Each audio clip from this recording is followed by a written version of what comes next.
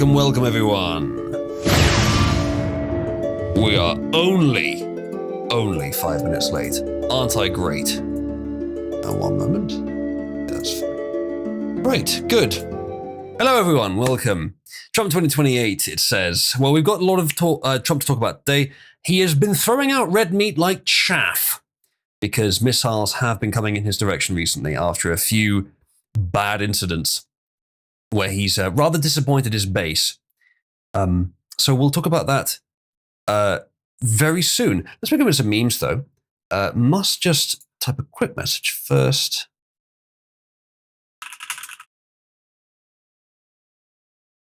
Yeah, there we go. I must say also that today may be a shorter one. I'm starting a little tired today.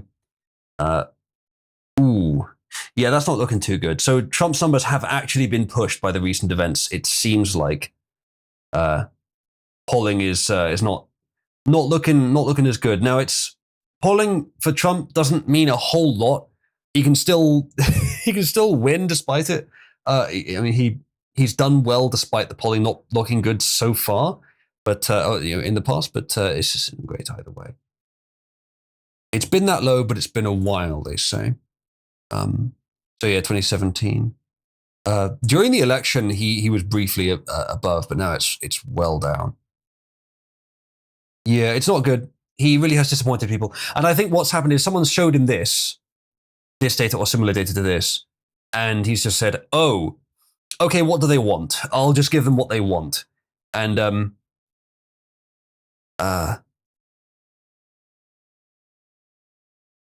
and he's saying, but thing is, despite that, he might actually do it. And there's two perspectives to see that. Either it's you're being fooled by false promises, or he's made a bad decision and he has to, because of the power of the people's intentions, he has to do something to recover it. Now that could just be claims. We'll see. But he's generally kept his promises. So maybe he will do some of them. We'll find out. Let's start with some memes, though, for today's stream. Some of these are from last stream, I think. Oh, no.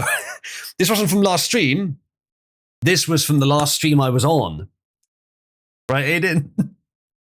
I had these ready for... Yes, and I knew you were doing it. And it was so cringe. It made me want to fucking eat lead, dude. It was the cringiest shit. And I couldn't even acknowledge it. How cringy it was, because I knew you were reading off of the fucking green text.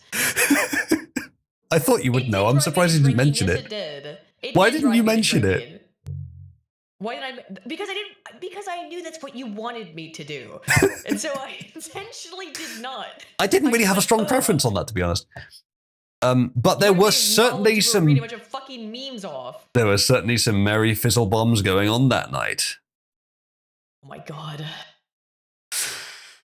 Anyway, let's rickety pop this stream and have some PP friction pleasure. Big news, chat. This is the main news for today. This is the main story. This is very important. Rush Hour 4 is being made because Trump.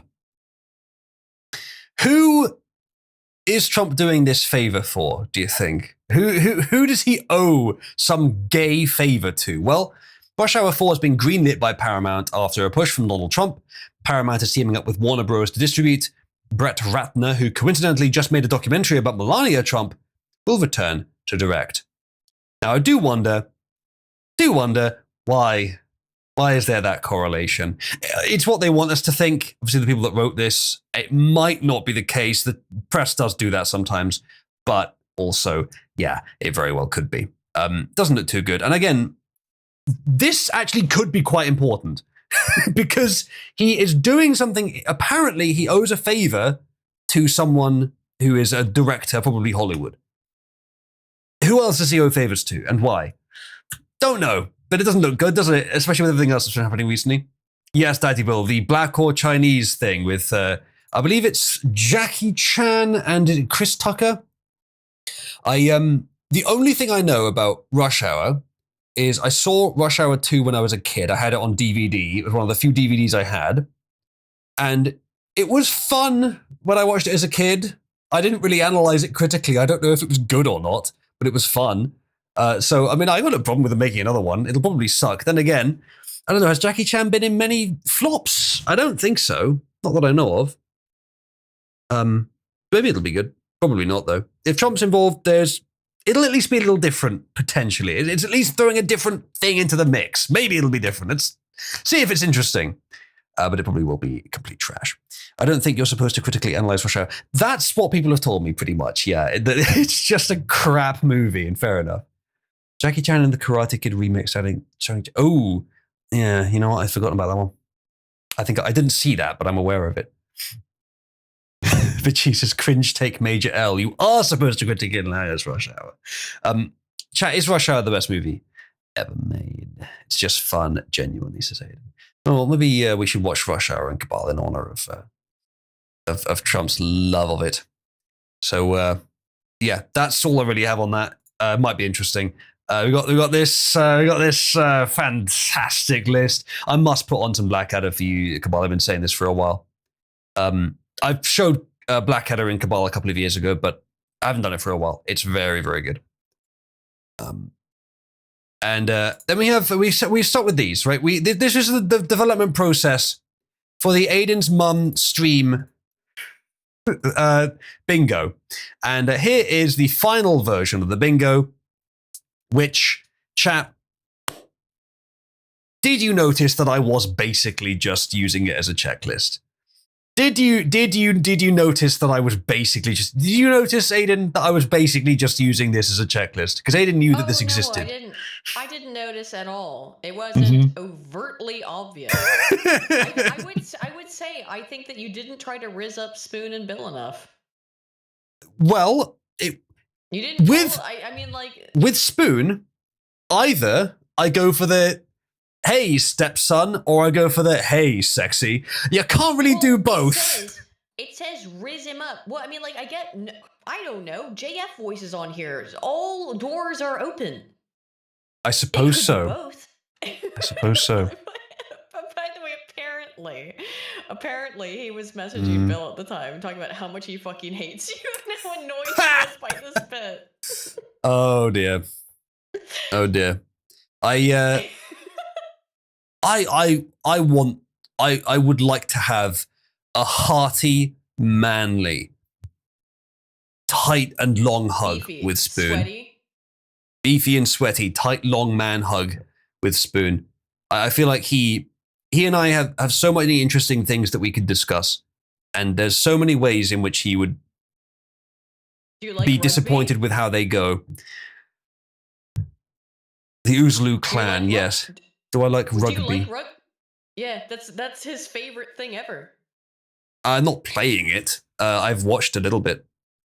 Well, yeah, but get really into rugby, and then you can be friends with Spoon. I think there are easier ways to be friends with Spoon. I mean, becoming his stepfather for one.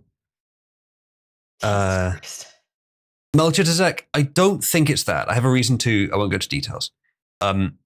Scarab says, what do you mean you couldn't riz Spoon and do the stepson thing?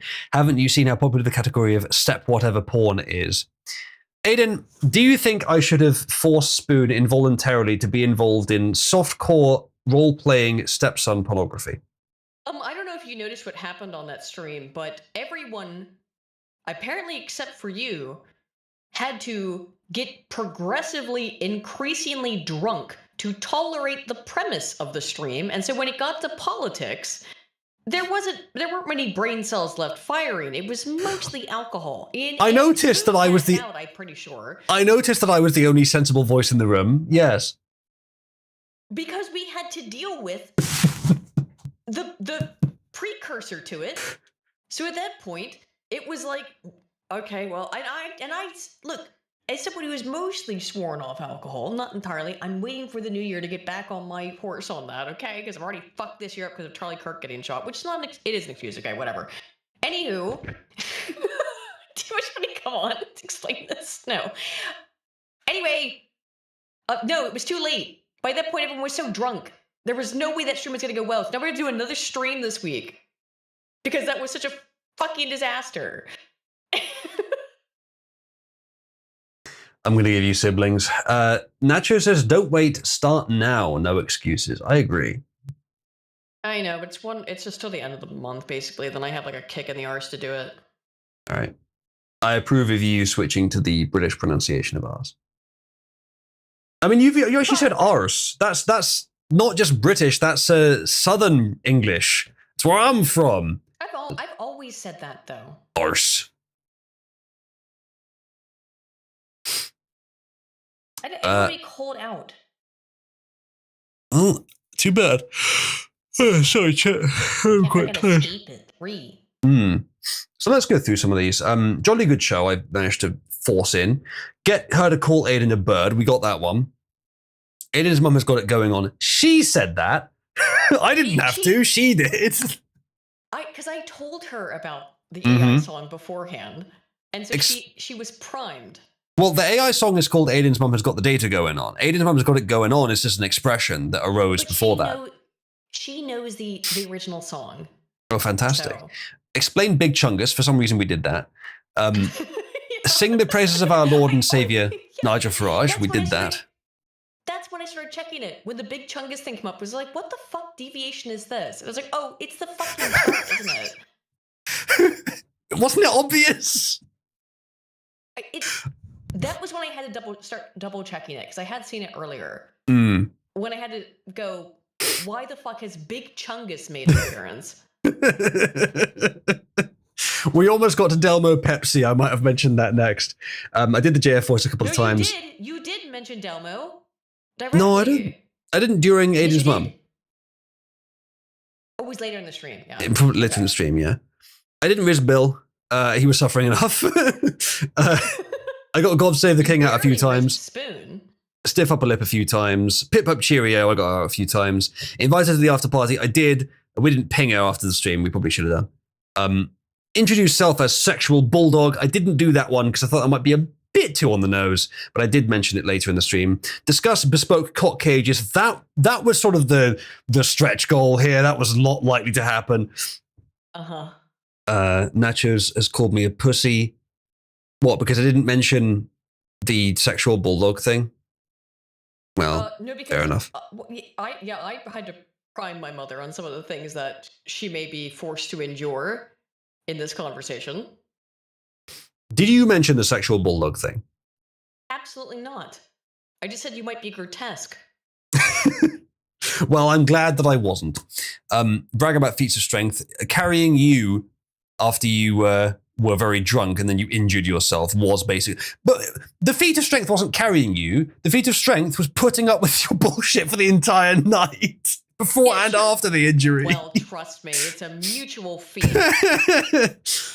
History of powder wigs, we didn't go into that. Riz Aiden, Aiden was not the intended target, okay? I may have done it by accident. Offered to adopt Aiden, that did happen. In fact, your mum seemed to sort of maybe agree. So I think you're technically my daughter now. Get her to side against Aiden politically. I don't remember if I did that. No, I think she did say monarchy was cringe or something like that, didn't she?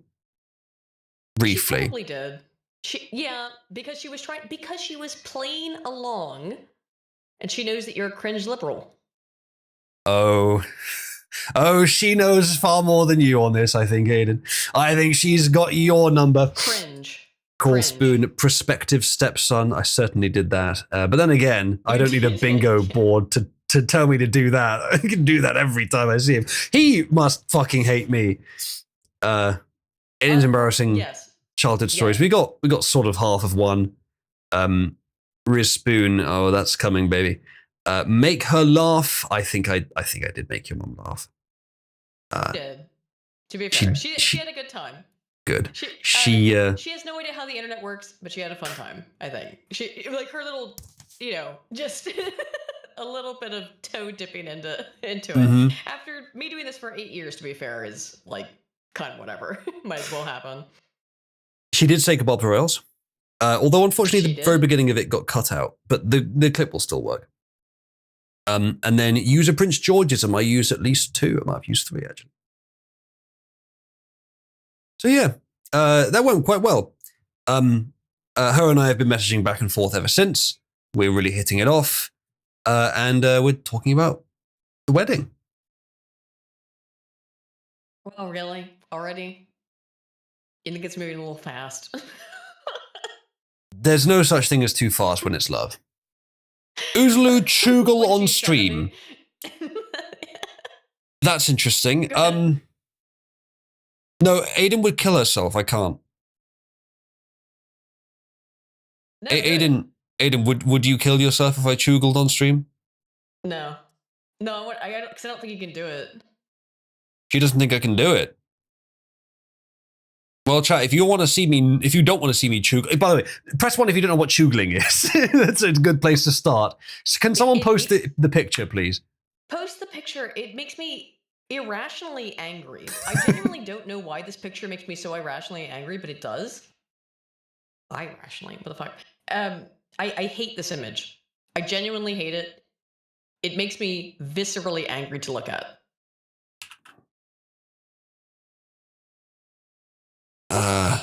Still no one's posted. I'll go. What's his fucking name? John Lennon. John Lennon choogling. It's not coming up for choogling. Type in big step. That'll Okay. work. John Lennon, big step. There it is. This fucking cringe tard here. This is choogling. Still the That thing step. There it is. Oh yeah, I'll get the image link. That's choogling. So can you recreate this level of asshole? The problem is, right? I'm wearing socks and I have a hardwood floor. I will slip up and kill myself. Well, go put on shoes. But they're dirty. Then they're gonna scuff it up too. The shoes are It's not dirty. worth it. I think you have to pay him to commit to the chug. Never realized how Otherwise much he's gonna Yoko Odi scum looks like a his dude. floor. Yeah, she does look like a dude. She might have been a dude. Cabal's official marching style. Sure, yes. On stream that might get a lot of donations. Maybe. I've been trying to move everything over to Cabal Aid, but I'm not sure if that's... I'm not sure if that will work for this. Problem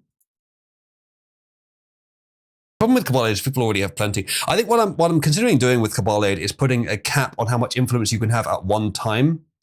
But I'm not sure if that's bullshit Well, or if you're not. gonna recreate this, you gotta wear a cap of some sort. Put your fucking wizard hat on. If you get I enough would money, probably need to there put the you wizard go. hat on, yeah. I think what I should do is that the wizard hat only comes out on streams where a total of £100 has been contributed across everyone. So basically, here are the links if you'd like to pitch in.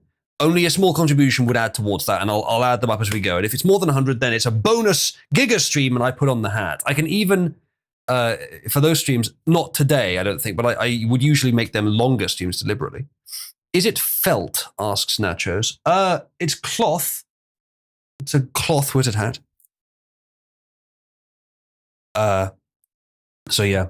I think I'll say that it looks soft. What his hat looks soft? I don't know. The wizard hat would be fine. It would be just fine, suitable for that. If I was going to do that dumbass fucking step. The wizard hat. How do you know it? When have you seen it before, Nachos? It's soft cloth wrapped around a sort of coat hanger frame, I guess you'd call it. She watched the live streams, remember? She did watch the live streams, that's a good point. Okay, yes. So that'll happen if there's enough given, which has long been the rule for the wizard hat. But we could also have a contest in the Cabalade system for whether I should choogle once the hat has come out, and we'll see what level that gets to. Let's have a look at just choogling. What was the actual thing that someone used before? Oozloo choogle on stream is what they said. Oozloo choogle on stream. So it's currently at 24 influence. If we can get that to 5,000, and if we can get the total contributions to £100 for the entire stream, then I shall choogle on camera. It does sound like something gross, Nachos. However, it is this which arguably is something gross.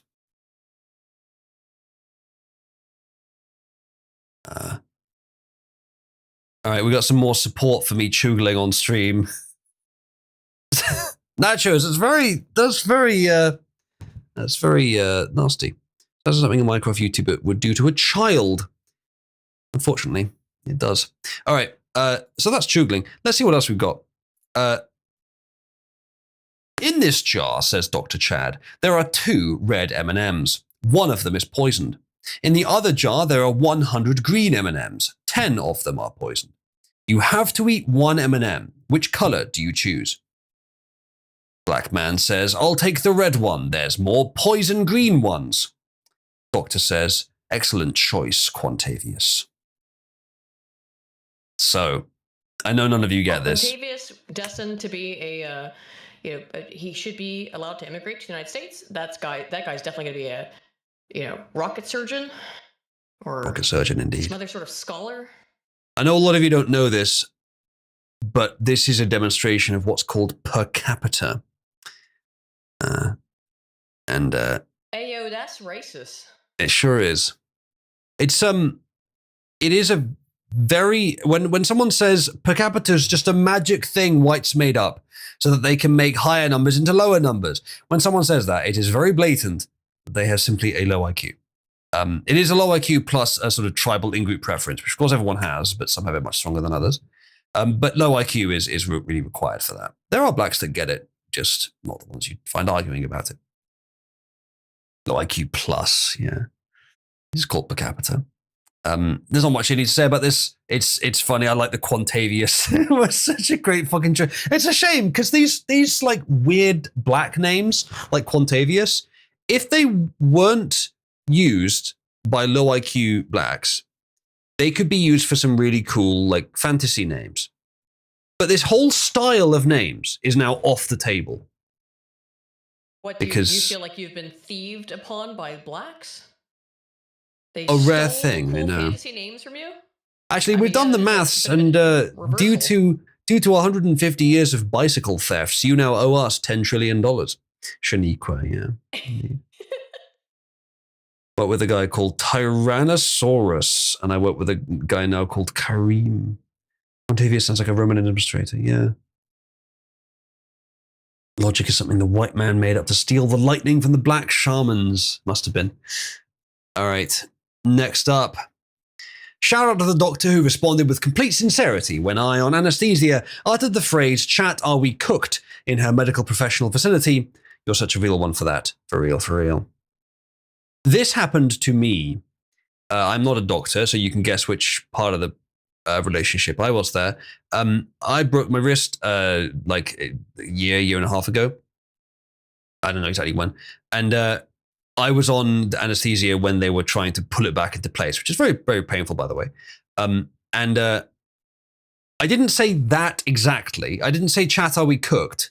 But I did address chat while talking to the doctors around me. Dude, you are It's cooked. over.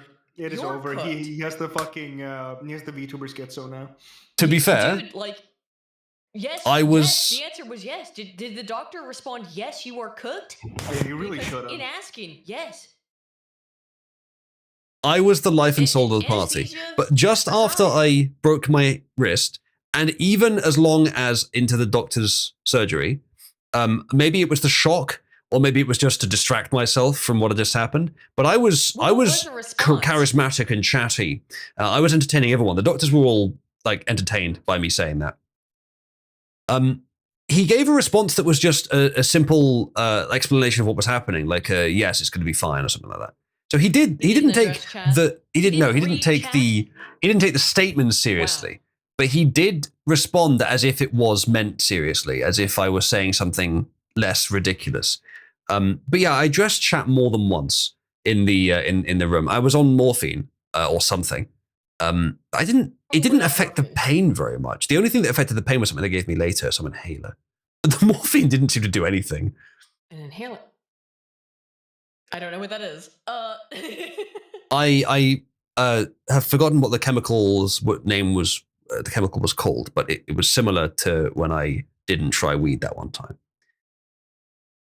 Jeeves says, is the chat in the room with us right now? Yeah. No, I didn't, and I fucking hated it.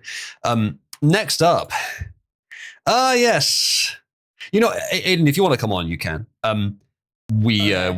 You know more about this guy than I do anyway. And given that it's Will Stansel. Oh yeah. Given that I'm pretty screen, give me the tea. I'm doing it. Given that I'm pretty fucking tired right now, I think it makes sense to have a guest. Yeah. Well, yeah. Is that how it is, Will Stansel? It do be like that, Mr. Stansel. I'm going to read it out for you.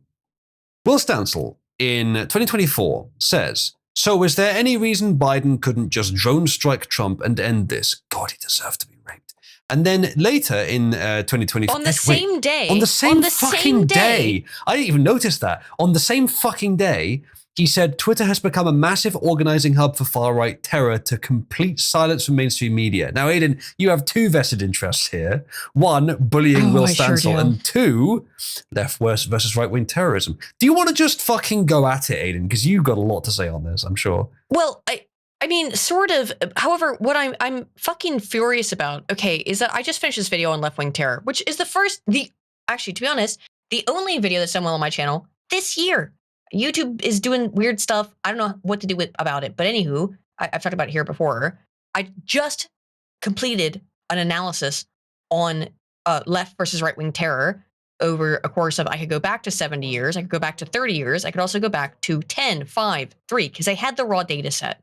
And the reality is that left-wingers dream about violence all the time. They are more likely to be caught.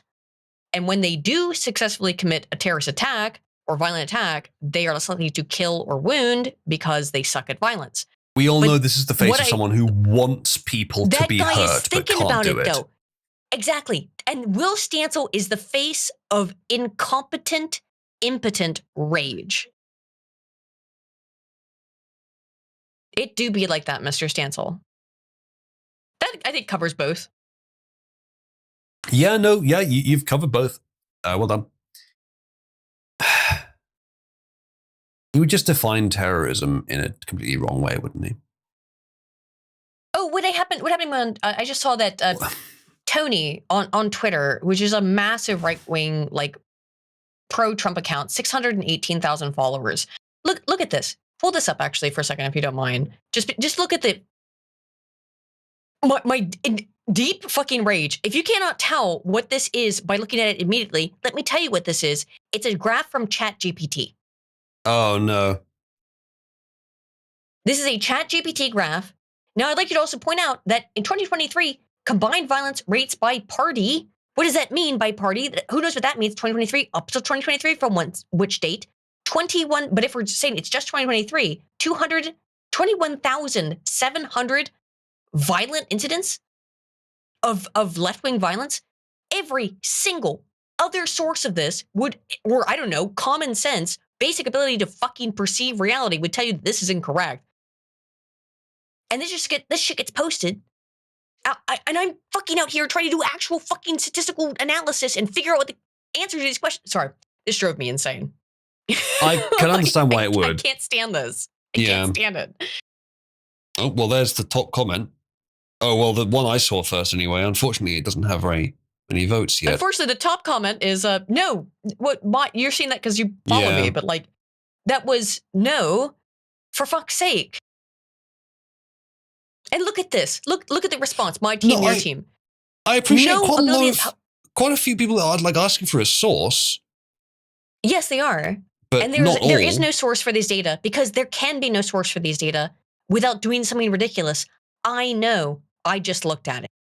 There can be no source for these data. To be fair, most of the comments are doubting it. So most of the sort of comments are doubting it. Look, I call it the left all the time. So when I see supposedly right-wing accounts do this kind of shit, I will call them out as well. For fuck's sake. Is this account based in India? No, it's not. It's based in the United States. So this is like again, massive account. Near like 618,000 followers. Just posting a GPT graph GPT. based on who, whatever. They're posting this kind of crap with no source, no evidence of the data analysis, and it's got 3 million views. Yeah. That is infuriating. Yeah, chat GPT, indeed. Hey, I already made that joke. I just said that. Yeah, it's funny where Nomon said it. Thanks, Hayden. I Too appreciate that. slow. as usual. Too slow. I was first. Dumbass. Oh well. I think I said it and Aiden thought I was just mocking her the way that she said it. She didn't I did. realize I'd said GPT. No, I didn't. I thought No. you were making fun of me for stuttering a bit. It was both. It was both. Okay, cool. Mm-hmm. All right. So thank you, Mr. Stansel. As far as I know, what I've heard, it do be like that. He has a degree in Black Studies. Did you know that? Yeah, I'm sure he studies plenty He of has a blacks degree up in close and blacks. personal. He he claims to be heterosexual, Mm. but he does have a degree in blacks. Yeah. A degree in blacked, more like. Whoa, Ghost has made a brilliant joke, Aiden. Do you see that? He said chat GPT. He says he came up with it himself. Oh wow, that's very clever. That is very clever and funny. Yeah, I'll take that compliment. And so will I. Haha, that's very logical. Just like Shrek the Vulcan. Or to Shrek the Vulcaness. Anyway, breaking news. Tokyo High Court rules that Japan's ban on same-sex marriage is constitutional. Good. Beast. I mean, I would be ambivalent on the matter, if not for everything else that was happening around it. As it stands, I don't think it's a good idea to start tempting fate like that. And besides which, if we're talking about can same-sex couples get legal recognition for being effectively Wait a married, minute. maybe. But can Did you they not see get like mandated religious procedures? No, of course not. Ridiculous. Did you not see the newest polling on this that Go shows on. that percentages the support for same-sex marriage in the United States is down to something I think like 53%. Yeah, no, I did see that actually. Yeah, I saw that today. I think I have that open actually. Okay, cool. Because yeah, there's a new poll out on that, and it looks like Americans are also rejecting it. 54%. 54%. Yep. Nachos is just against marriage in general. Oh. Yeah.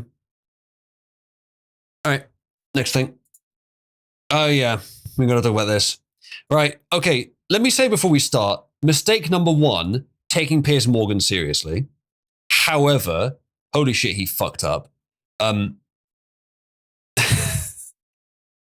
So this is a G Prime comic. By the way, this is George Alexopoulos. Isn't that what I said? The same person. Yeah, it's G Prime. Yeah. Yep. So Yeah. I'll read the comic first. So Piers Morgan, the Piers I'm Morgan just character giving his here, name. yeah, says, "Boy, am I famished. I would sell everything I have for something to eat. Sniff, sniff. Say, that smells amazing. What is that? Oh, this chicken tikka masala. Would you like some? Oh, yes, would I ever? Well, very well. You may eat as much as you like, if you give me your country. Deal," says Piers Morgan. Starts shoving it into his gob. To be fair, it wasn't just a bad media live performance.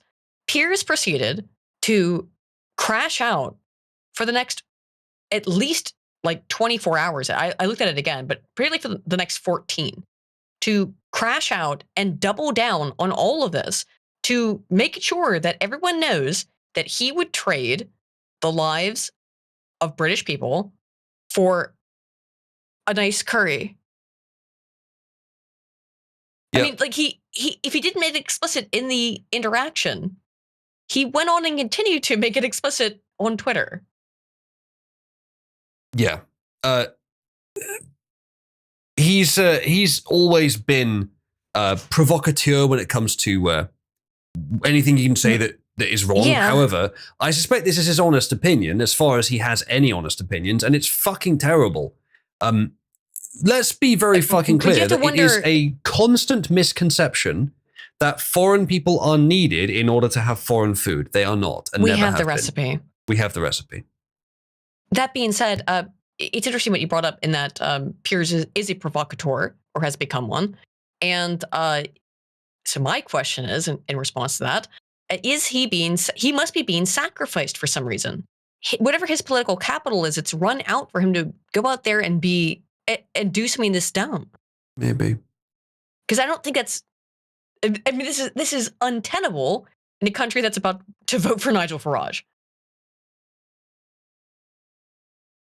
Yeah. Sorry, this is he goes out there, pulls out the sword, and slices his belly open on this. Yeah. Indeed. I don't know. What utility does that serve? Given it's Piers Morgan, if he believed that the public would turn on him for saying this, I don't know if he would have said it. So I'm not sure why he did. I think it must be his honest, retarded opinion. I mean, that is the either it's orchestrated, even in a way that he wouldn't necessarily know about, or this is his honest, retarded opinion. Or it's some plan, as you say, but a bit more complicated. It could be. But he may have just been told to be probably. Here's my guess, right? Be adversarial to Tucker on everything that you can, and it was maybe a more broad definition, and so he had to be adversarial on. I could see that. First of all, and he's the one who brought it to food. He's the one who brought that up in the first place, because he starts in the conversation. He starts to talk about how, oh well, it was terrible because this is a total psyop as well. Is that because British food is so awful and ghastly, and now there's a curry shop on every street, and isn't that so much better?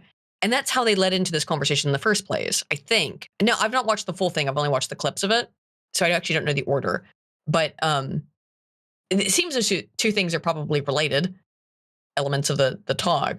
So if it follows the way I think it does logically, then he said this first, and then they got into or he talked about having how great it is to have different food first, and then he got into the kind of extensive discussion about it's well, he would trade the lives of white British people for curry. It's unfortunately a pretty common refrain to go to the food thing. Maybe because it's anyone who thinks about it for a few seconds will realize it's retarded, but most people won't. And they'll just be like, well, I like having an Indian every now and again. I like having a Chinese every now and again. So unfortunately, and if you do think of it for a few seconds, it's like, wait, do we need them to actually be Chinese people or Indian people for the cooking? I've made chicken tikka masala myself, like, for example. I'm saying, like, no one should care if you want to have an Indian or a Chinese from time and time again. That's your business. That should be kept in the bedroom along with all the gay shit. I was about to take it there, even if you didn't. Yeah. I was going to say, Quattro has a Chinese regularly. Which Aiden thinks should kill her daughters.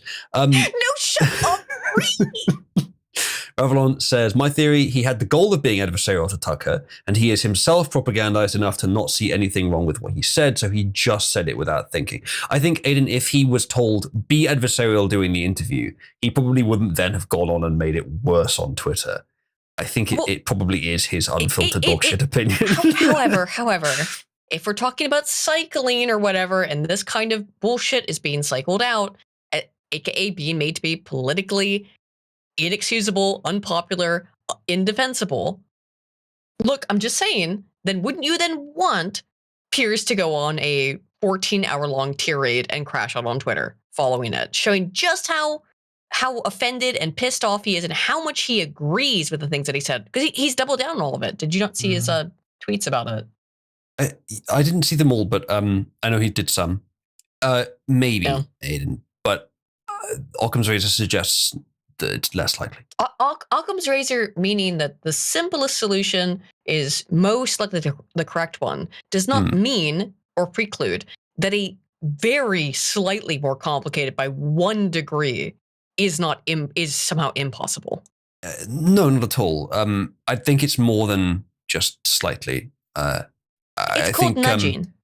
I know, but nudge. the for the interview, I could see him, like, assume he's a pawn of whoever is driving him, likely, to some extent. They tell him, just be as adversarial as you possibly can, disagree with He everything. is the size of a car, then, to be honest.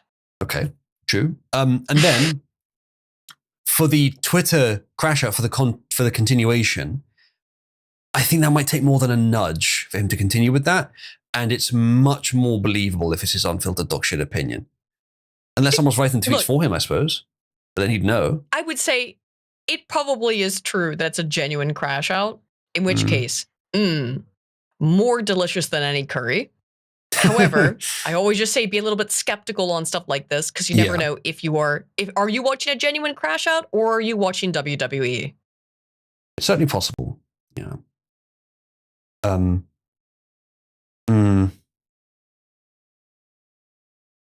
Okay. All right. Next up. Murder rates per 100,000. Notice anything? Lowest murder rates. Blue state, blue state, blue state, blue state, blue state. Highest murder rates. Red state, red state, red state, red state, red state. Uh-oh. The Liberal has posted the nigger map. They keep doing it. They keep doing it, and that's what it is, okay, now do it by more proximate. Now do it by city. Highest murder rates. Blue city, blue city, blue city. 20 fucking times before you get a red one. Yes. If you do by city, for sure. And then if you go into who is committing the murders in Mississippi, Louisiana, Alabama, South Carolina, Missouri, all of which have higher black populations than New Hampshire, Vermont, Maine, Rhode Island, and Connecticut. Much higher. Yep. Those are the states where people don't need to deal with blacks anyway. So even if you're talking like racial bias or whatever, those are the states where it's not really relevant. They can just be idealized because they're so distant. And let us not forget about the time that they put a bunch of illegal migrants in Martha's Vineyard, and all of a sudden it was a national level crisis. Yeah. That was a bit conspicuous, wasn't it? A bit. Yeah. We should definitely save the Farquaad meme here because they do it quite often, don't they? They do post the nigger map quite often. They can't help themselves. Yeah. They just can't. It's amazing that any other way that you cut this, any other way, but even by party affiliation, is going to come out looking worse for them. But you do it by race, so you do it by state, and it correlates enough with where the blacks are that it just produces this result. This is a race map. This is not a state map. Most people have no capacity to hold like a single variable in their head. We talked about this before. They can't hold one variable in their head. You ask them to then hold like 10. No way. That's not going to work. So they can't comprehend. And it's not to say that these people are like totally unfunctional, but they have no reason to. And so they can't hold more than one variable in their head at the same time. They can't juggle that stuff. Best you can do in terms of messaging on this is just to, if you don't want to make it too complicated, just say something along the lines of, that's misleading. Now here it is for race. Now here it is for city. Now here it is for political association. Just sort of present the counterclaim bigger. If you don't want to have to argue, here's why that data is mistaken. Here's the logical flaws with it. Don't get too in the weeds with that if you want to communicate effectively. Just put the opposite argument, but bigger. And don't, also, same thing with logical fallacies. Don't nitpick. If you want to communicate effectively on argument set, don't nitpick the argument. That's for academic purposes. That's for high IQ people. Instead, just go big with the opposite argument. Something like that. Something easy to understand. If you're right, you'll be able to go bigger than they can. Well, heuristics exist for a reason. So, look, I mean, and if you can prove things with big data, they always fall apart. Like, again, this Trump tracker, which I assume is an anti-Trump account, posts this stuff thinking, oh, look at what of an own this is. Because the South is more violent. The South and the Midwest, I guess, sort of, Missouri, no, it's not mostly the South, is more violent than the North. But it's a very specific part of the North. It's New England. And they, being completely illiterate in terms of statistics, do not understand what this implies. Yeah. Yeah, because that is almost entirely New England versus the US South. And yeah, that is also just a race map. No, that is literally all of New England. That Yes. is every state in New England. In that one particular region that is overwhelmingly Democrat, overwhelmingly ultra rich, overwhelmingly old money. And Curiously, the highest they- incest rates in the country.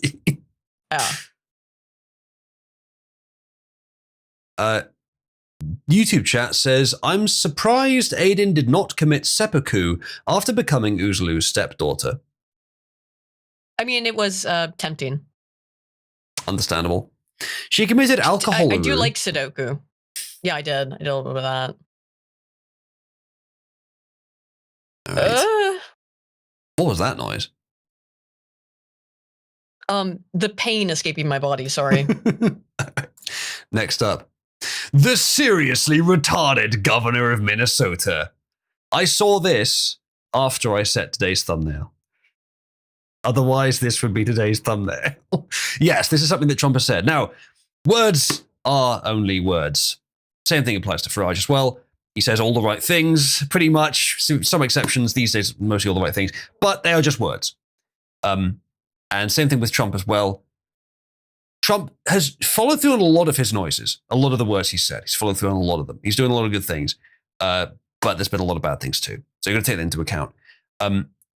This is good. It's funny. I'm glad that he's back on form punching the right people. But he's throwing the R slur around a lot, which is great. I am also obviously concerned that considering the Epstein files, the 50-year mortgages, the H-1B fiasco, some of which I think were slightly misinterpreted, but were generally not a good look in the slightest and probably were bad under the surface as well. And maybe a few other things around this time. Because of those things, he is trying to distract us. I say this as someone who generally supports Trump, generally likes Trump, but he is trying to distract us from those things. Thank you. These are distractions. Now, I'm not going to talk too much shit. Yeah, when he keeps calling people retarded and piggy and stuff, trust me, it is very cathartic. Just as it was to hear Tucker Carlson say at Piers Morgan about 12 times over, faggot, faggot, faggot, like it's an MSI lyric. Maybe we should watch that interview, actually. It's fantastic. We should watch it on stream. But the point is that, look, if you're enjoying it, though, think about why you're enjoying it and why are you being shown this stuff that you know that you want to see, because of course you do. Yeah, I know. Meanwhile, when you know all the other shit that's going on at the same time, distractionary is accurate. Yep, I'm very aware of that. I'm still happy that he's saying it. I'm still happy with the good things he's doing, but it is a distraction. It's red meat. It's chaff because he's being challenged by the base. I'm glad he's doing it. And to be honest, it's not worthless. He's done bad things. I want him to fix them. I don't want them to be forgotten. But if he can offset those bad things by bigger good things, well, I wouldn't exactly say that resolves it, but it's an improvement. I'd rather he have to do more work for the people, as long as it's real work, than that he not have to. The reality is that people are easily satiated by platitudes. They always are. And just like with his big call-out post about immigration, it's a platitude. It is him bloviating, quite literally. He is bloviating. You will see, gotta wait till you can see it. And until it happens, I'm talking about deporting 50 million people. I agree. Is a bit. Yeah. No, yeah. I agree. And people are unfortunately somewhat satiated by platitudes. I don't think quite as much as you think they are, but they are. So we'll look into that when we get to it. For now, though, last thing. In that case, we are on to the news. In fact, we might as well do it now. Let me find the specific thing that he said. Yeah, here it is. So this is a rant and a half here, but I quite like it. It's kind of a novel, short story. No one says "Wake me up when no niggers." We're waiting a long time in the US for that. Even Trump has no intention to deport the blacks. I mean, Liberia, come on, guys. Come on, make it work. Look, Abe Lincoln. Honest Abe. He left it for you. Return. Liberia. Yeah. Mother Africa is waiting for you. Do the Liberia, guys. So, Trump says the following. A very happy Thanksgiving salutation to all our great American citizens and patriots who have been so nice in allowing our country to be divided, disrupted, carved up, murdered, beaten, mugged, and laughed at, along with certain other foolish countries throughout the world. Let me pause here. Weird wording to say that great American citizens and patriots have let the country do that. It's not false, necessarily. There's obviously some issues there because it's the elite that have let it happen, not the people, but the people, to some extent, have a responsibility to force the elite to do their will. So it's not completely false, but it's a weird choice to sound like you're blaming the people, the very people that vote for you. I don't think it's what he meant, but it's very poorly worded. Other foolish countries throughout the world, he says, for being politically correct and just plain stupid when it comes to immigration. The official US foreign population, he says, stands at 53 million people, according to census, most of which are on welfare. Now, I assume this is people without US citizenship who are regardless denizens in the US. Yeah. So and this who probably include, receive other forms of welfare outside of what people typically think of.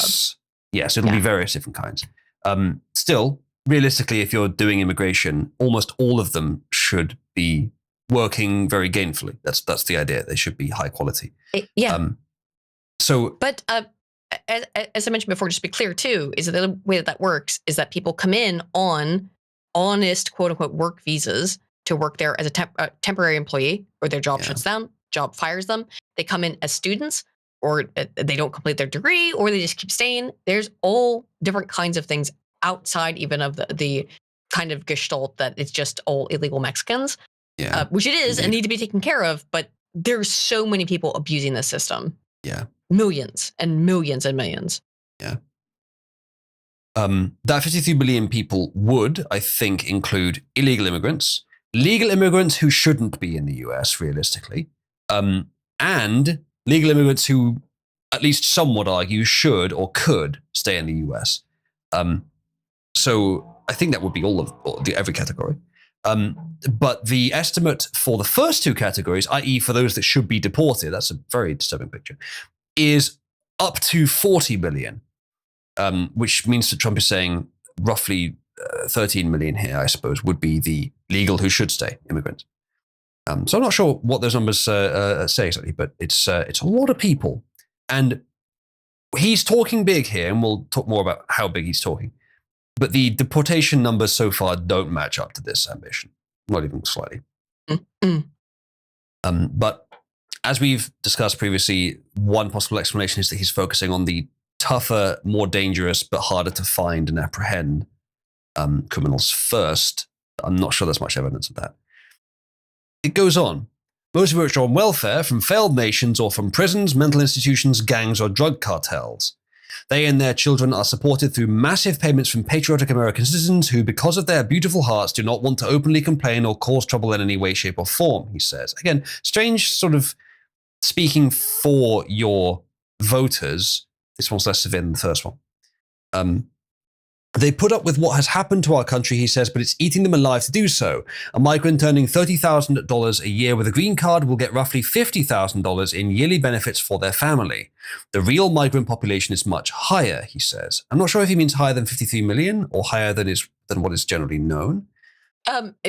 People are speculating, of course, that this means anyone who has any immigrant. I don't even know what the left is freaking out about this particular language, saying it means like, oh, your great-grandparents are not from America, which, by the way, like most Americans are not. Great-great-grandparents, whatever. Well, that means that you're up next. Absurdist. But unfortunately, the vagary of the language does allow them to do that, which I think was probably part of Trump's intent, because this is incredibly inflammatory. It is incredibly clearly inflammatory. designed, clearly designed to evoke a response. Yeah, I think so. He says the refugee burden is the leading cause of social dysfunction in America, something that did not exist after World War II. Failed schools, high crime, urban decay, overcrowded hospitals, housing shortages, and large deficits. Many people on our side have been saying, look how great certain things were in the 50s and 60s, which there's a lot of truth to. And that's sort of what he's talking to here. Again, he's telling people what they want to hear. I hope there's more to it than just that. I suspect there is with Trump. Any other politician, I wouldn't. But with Trump, I'm still questioning whether there's enough. He says, as an example, hundreds of thousands of refugees from Somalia are completely taking over the once great state of Minnesota. Somalian gangs are roving the streets looking for prey as our wonderful people stay locked in their apartments and houses, hoping against hope that they will be left alone. The seriously retarded governor of Minnesota, Tim Walz, does nothing, even through fear, incompetence, or both. While the worst congressman or / woman in our country, Ilhan Omar, always wrapped in her swaddling hijab and who probably came into the US illegally in that you are not allowed to marry your brother, does nothing but hatefully complain about our country, its constitution, and how badly she is treated when her place of origin is a decadent, backward, and crime-ridden nation, which is essentially not even a country for lack of government, military, police, schools, etc. Strong and completely true. Except decadent. I'm not sure if it's decadent. Somalia, right? I think it's just fucked. I don't think it's wealthy enough to be decadent. What's happened with the Somali immigrant population in places like Dearborn, Michigan, which were largely, like, by the way, so if you don't know the history there was water contamination in Dearborn, Michigan about 10 years ago. And that created the Somalis. No, what happened is there was massive white flight, like huge amounts of white flight to any place else other than these suburbs of Detroit. Huge amounts of now empty homes where all of a sudden the water is good again. They filled all those places up in the last 10 to 12 years with massive amounts of, for whatever reason, Somalis, and have created little Somalia in Michigan. Yeah. Yep. I'm aware that that's been happening. Do you mean Minnesota? Oh, no, you... this one's Minnesota. Dearborn's in Minnesota. It was Dearborn, Michigan. Well, because Michigan and Minnesota are right next to Dearborn, sorry. Dearborn, Michigan does sound right, actually, yes. Yes, that is correct. It's Dearborn, Michigan. What's the one in Minnesota then, chat? Minneapolis is the big city. But the exact same thing happened in Michigan as happened in Minneapolis or in Minnesota. Those two states are right next to each other, and they had the exact same thing happen in both areas. Where it was more obvious, and Flint, Michigan that's also Michigan though. Basically, what happened though is that there was massive white flight out of certain areas of Michigan specifically, but also Minnesota to a lesser degree, and they brought in a ton of Somalis and moved them into that whole region of the northern Midwest. It happened all about 10 years ago. These people have not been here for longer than 10 years for the most part. And it was just a huge, enormous influx of specifically Somalians to Minnesota and Michigan. He goes on. Even as we have progressed technologically, immigration policy has eroded those gains and living conditions for many. I will permanently pause migration from all third world countries to allow the US system to fully recover. Most of your supporters, Trump, would like you to permanently pause migration. Permanently. Not permanently, but temporarily from everywhere. At least temporarily, if not permanently. Permanently from the third world, obviously. That's ridiculous. Should never be imported from there anyway. But to at least temporarily stop all immigration. I've been recommending for years, probably what's needed is a 5 to 10 year at least moratorium on immigration.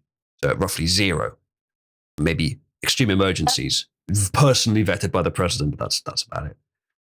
That's what's needed. And then obviously mass deportation. It's not that complicated. You just need sensible immigration. And it is sensible. They pretend, all the apparatus set up around this, pretend it's not sensible. But it's just sensible immigration. Actually bring in people who have or are credentialized in recognized universities, bring in people who have a certain high level of income, and no one else. That's the place I want to get to. But right now, because the trust in politicians, even a politician that we trust more than the average, like Trump, it's not good enough. So a moratorium where we can see it's practically zero, or it is zero, for 5 to 10 years, even just to reassure people, might be the suitable approach. Now, that may hurt competition for certain key individuals who aren't able to come to the US, but the US needs to leverage its own power before it tries to leverage that from other nations that it can import, that it can steal. And this is sort of to clean its own room. So the same thing applies to other countries as well, by the way. But I think a 5-year moratorium might be a good idea. Either way, yes, you're right. And ultimately, it would be good to go to a point where there is just sensible levels of immigration, which we're used to hearing from politicians, aren't we? And it never means that. Yeah, legitimately Specifically, I mean, yeah, legitimately sensible. And ethnic stuff, I think is fine. And in the United States, I would agree that Europeans should be given priority. If you look at the actual statistics on that, the people who are given lowest priority in European to American and vice versa immigration, it is white people. They are given basically lowest priority on that stuff. People who get rushed forward to the top of the line are not those people, because they will endure, because they are accustomed to the bureaucratic state. Hello, HFNH. And they're not replacement migration. They want those people to be replaced. That's the other reason. But of course. Iraqi Oil Money says, Dearborn is Arab Muslim colony, not Somali. He's from Michigan. The water contamination was in Arab? Flint. Has nothing to do with Dearborn, Flint. he says. What I'm getting Dearborn confused with. I did get those two confused. Sorry, it's been a decade. I don't know. I'm not from there. It was the water pollution though in Flint. I remember seeing that happen in real time because my my doctoral advisor was from that. That's where he was from originally, and so it was a great concern to him. So I heard a lot about it at the time. I was kind of apolitical for a couple of years in docs and grad school, so excuse me if some of my memories on this are inaccurate.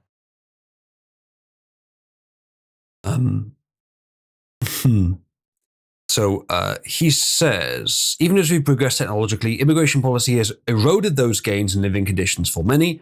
I will permanently pause migration from all third countries to allow the US systems to fully recover, terminate all of the millions of Biden illegal admissions, including those signed by Sleepy Joe Biden's auto pen, and remove anyone who is not a net asset to the United States or is incapable of loving our country, end all federal benefits and subsidies to non-citizens of our country. Let's go through these in order, actually. So remove anyone who's not a net asset or is incapable of loving our country. That seems like kind of an easy way out. All they have to do is be just saying, capable of loving America. the country. Yeah. Well, capable of lying about it, sure. Yeah.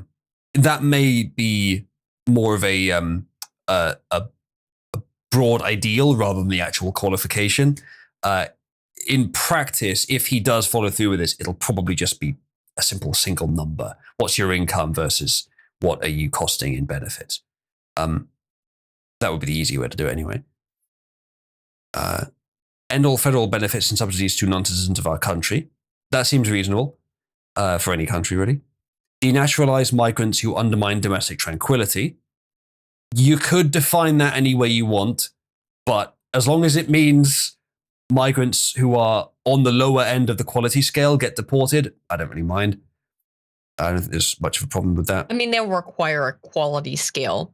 Yeah. But this is the whole problem with doing it in the first place and why it's never actually meant to be reversed, in my opinion. Because what are you going to do? How do you determine someone's value now? Now we're asking you to do a complex analysis on every single person of 50 million, amongst whom there are 50 million or so, 40 million, of what is their value. Yeah. You really just kind of have to look at the income versus cost. See if there is a like at least a 50 grand margin, or use the H1B standard of 100 grand. If there is, consider them for saying, put them on a short list anyway, review them more carefully. And if there isn't, deport. Maybe, but the problem is that there will be cases, and this is, I think, probably by intention. If you do that, then you will have people who are new, who are actually new to the country, but are actually geniuses, or at least people who are worth bringing in, who will be discounted from that and kind of effectively kicked out without the ability to demonstrate their value. Yeah, you could filter that by how new they are. I want to kick them all out, to be fair, but I'm saying that's the counter narrative there. And a thing that will happen. You will actually lose some of the genuine human resource that is gained by mass migration if you just kick them all out, which is why this seems to me to be maybe a play. Yeah, I think at the very least, all of them is not tenable. As much as I'd like it to be, it's not. Certainly not within his term, and probably not ever. He goes on, deport any foreign national who is a public charge. So I assume that means on benefits. Security risk. Yeah. Yep, that one's fairly obvious, but of course, how do you measure that? Or non-compatible with Western civilization. Obviously, how do you measure that? But I think he's just stating ideals here, not classifications. Still, I'm curious how you'd end up measuring all this.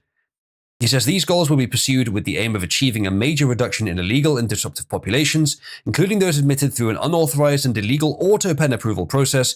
Only reverse migration, why they're not calling it deportation, can fully cure this situation. Other than that, happy Thanksgiving to all except those that hate, steal, murder, and destroy everything that America stands for. You won't be here for long.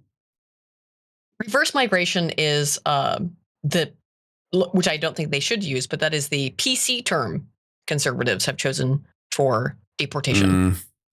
Reverse migration. I've seen remigration like that kind of stuff as well. Remigration, It should just be called deportation. I think Farage has been saying deportation. I mean, I think Trump has been sometimes as well. It's weird that he's not saying it here. But this particular verbiage is the consistency of it is relatively novel.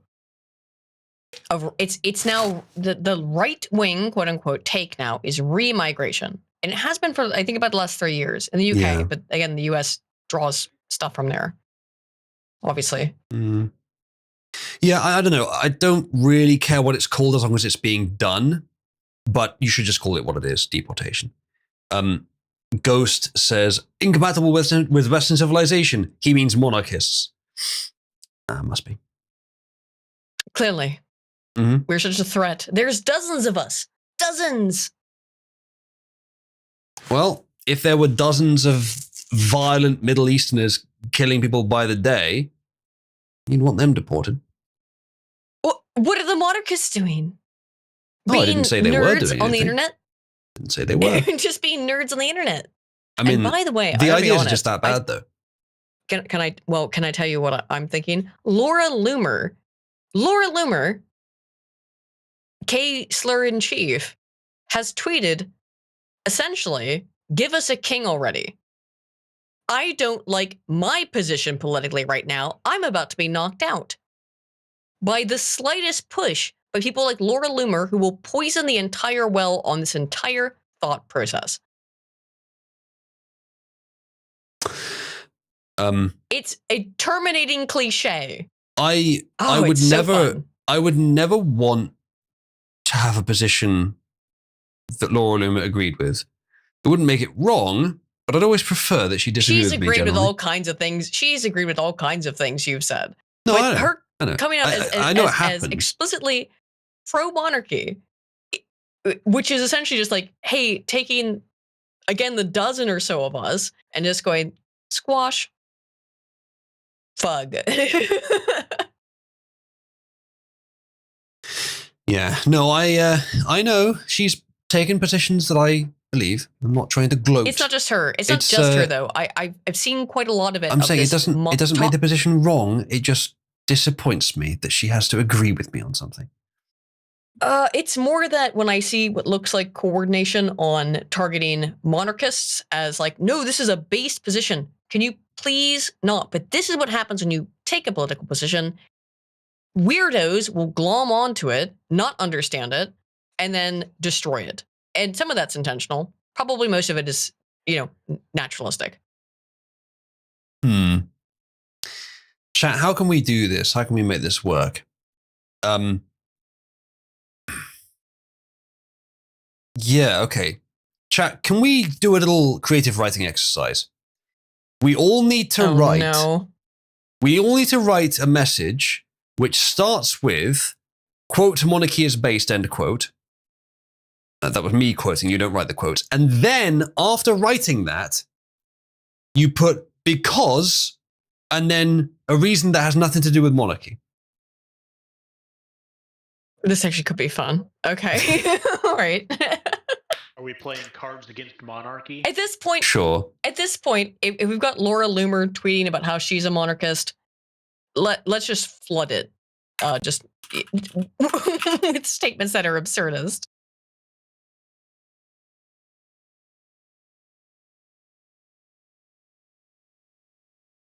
There we go.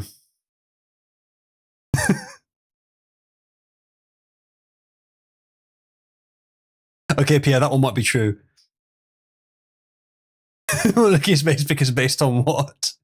Yeah, Pierre, that one's true. I agree with that 100%. I mean, that one That would one's just- basically end that's up being accurate. true, yeah. Yeah, and hence why I'm a monarchist. Yeah. Ghost says monarchy is based because nachos is cheesy. No one says monarchy is Dangerously. based because Laura Loomis said so. Oozaloo's sexual Yeah. bulldog says monarchy is based because it promotes BBC. Oh wow, you cited yourself to promote BBC. Can you Not- please post location? The BBC. Just BBC. Can you please post location? You're sounding a bit Indian right now, sir. I I'm can't quite from- hear you. I'm from Sarcasm, UK. I thought you were from Israel. Seems quite Indian and or Israeli to me.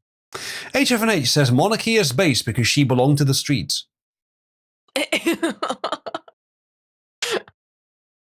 Yeah, true. Born Gamer says monarchy is based because the cheese is delicious. Big Cheese says monarchy is based because I support the nation of Israel. Guy Includito says monarchy is based because it's good to be the king. Aiden would make me king in a heartbeat.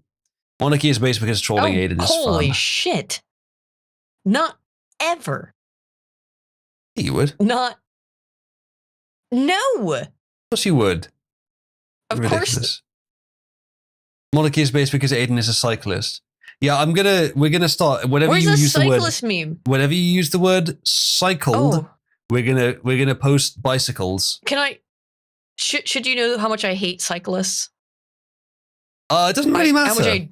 How much I genuinely like. They are my of all of the races, the one I am most racist towards is the cyclist. I see. He is not even subhuman. The cyclist is beneath the subhuman. I see. I despise the cyclist. He must be banished from this earth. I support cyclist Aiden. Free. Buzak says monarchy is based because the harem ruse is canon. No one says monarchy is based because dentistry uses crowns. There you go. Cyclist Aiden's moving up the board. Well done, chat. Ugh. Like the vegan version of sovereign citizens. Dude, all I know is that they ripped up the street in front of my mom's old house. They destroyed the street. They installed a bike lane. I have never seen a cyclist on it. Mm. And what instead they would try to do when I used to see cyclists driving to work or going to school even was they like want to get hit. They try so hard to get hit by your car. It's unbelievable. And I know people say, oh, no, you're just a reckless driver. No. I've lived in cities. They actively are trying to get hit. There is no other explanation behind the mind of a cyclist. They're fucking sitting there on their little fucking bike. They desperately wanting to be hit. It's unbelievable the shit they fucking pull. So if you live in a city in the United States, you will come to hate cyclists. You will understand why I do not consider them human. I mean, the initial story that you gave, I'm not disagreeing with your overall position, but it sounds like more of a council problem than a cyclist problem. That was a council problem, but quite literally that they're still dealing with. But it was a totalizing problem with, because I was leaving that little area that I lived in and then driving into the inner city every day. And every day, I swear to God, if you do it, I worked at this job in the inner city of Baltimore for about a year. And every single fucking day, without fail, every day, there would be some fucking spandexed up little perf just having fun slowing down traffic. And like they're in like their spandex and their little fucking gay helmet and their like fancy ass bike, pretending like they can't go faster than 2 miles an hour.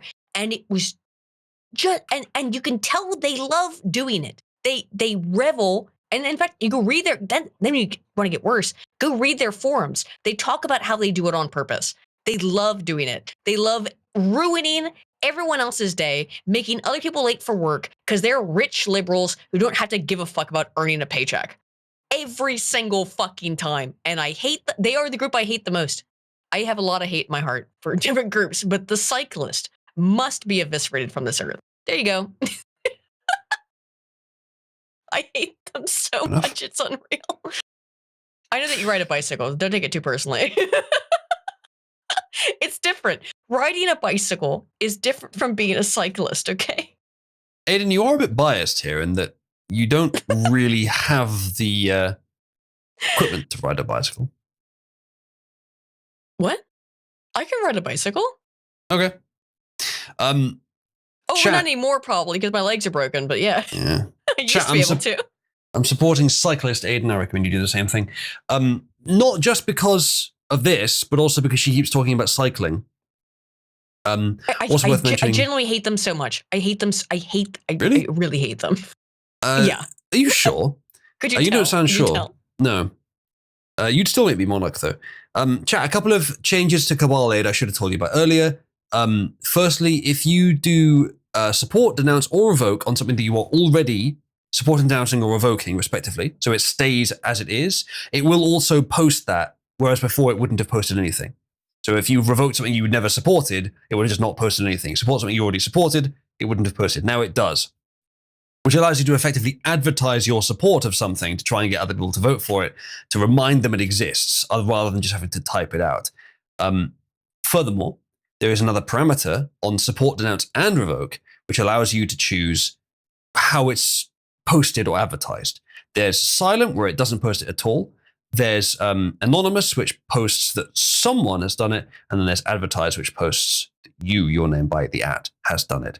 By default, revokes are silent, and support and denounce by default are anonymous, but you can change it with the parameter. So play around with it, chap. You can use that to choose when to advertise certain things, even things that you already support.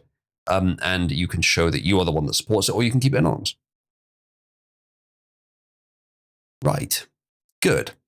Next up, I must repeat though, chat, that Aiden knows this. I've been up since like 6 a.m. and that doesn't sound too bad for most people, but I have like two waking and sleeping periods a day. I have a weird like half pattern. Your circadian rhythm's all fucked. It's really, I've been up a really long time. I'm barely still awake here. I'm struggling. I'm probably going to be another half hour, 45 minutes to stream. So it'll probably be a 2-hour stream. We'll see. Our blasters do mess about it. I'm doing the best I can, okay? I've got my monster. By the way, look what they did. This is what they, if you want to understand why I hate cyclists, look what they did to my streets. You can no longer drive cars down these roads. One car can go down at a time because they've turned it into parking lots and bike lanes. Look at the, they spent, by the way, billions of Baltimore City taxpayer dollars to do this. I would more. Wouldn't you see the shit they've done in cities like this where people take the bus? By the way, buses now can't get down this lane. So if you take public transit, you're fucked. I would be more eager to blame the council, especially if there aren't enough cyclists to even fill the lane, to even like keep it active regularly. I'd blame the council. No, they can't rip up the pavement, Pug, because that's where the rich liberals walk. They just want to make sure your bus can't get through. It does sound to me like there are so much. It's unreal. There are bigger problems than the cyclists. Oh, I'm not disagreeing with you about there's about 1 million cyclists, problems in Baltimore City that are bigger than the cyclist issue. However, they ruined my day every day for a year by existing. And I will never forget, and I will never forgive the cyclists for that. Nachos says, sounds like bitch to me when I talked about being deathly tired. Thanks, Nachos. We appreciate the support. If you could force me to stay up longer, if you contribute via tip.oozly.net, we'll see what that does. We'll see if anyone wishes to. The default encore cost is £20 for an extra roughly 20 minutes or one, at least, moderate length news story. If you can do that from now if you like. Basically, the plan is roughly 2 hours. If you send in some cash, I'll go for longer. So basically, you can pay me to torture myself. You can make me torture myself by sending me money, chat. It's all on the cards. Maybe I should do something with Cabal Aid with that, actually. Have one topic that gets supported to make me go longer. But then, wouldn't everyone vote for that? I don't know. Chat, press 1 if you generally hate my streams and want me to do them less. How much to actually torture yourself? This is Nachos. Well, Aiden, do you think I should What? Like have no cap on God for real on how much I can let them extend the stream and just let them torture me by paying me? I mean, $1's $1, you know what I mean? Like, I think that's called a subathon.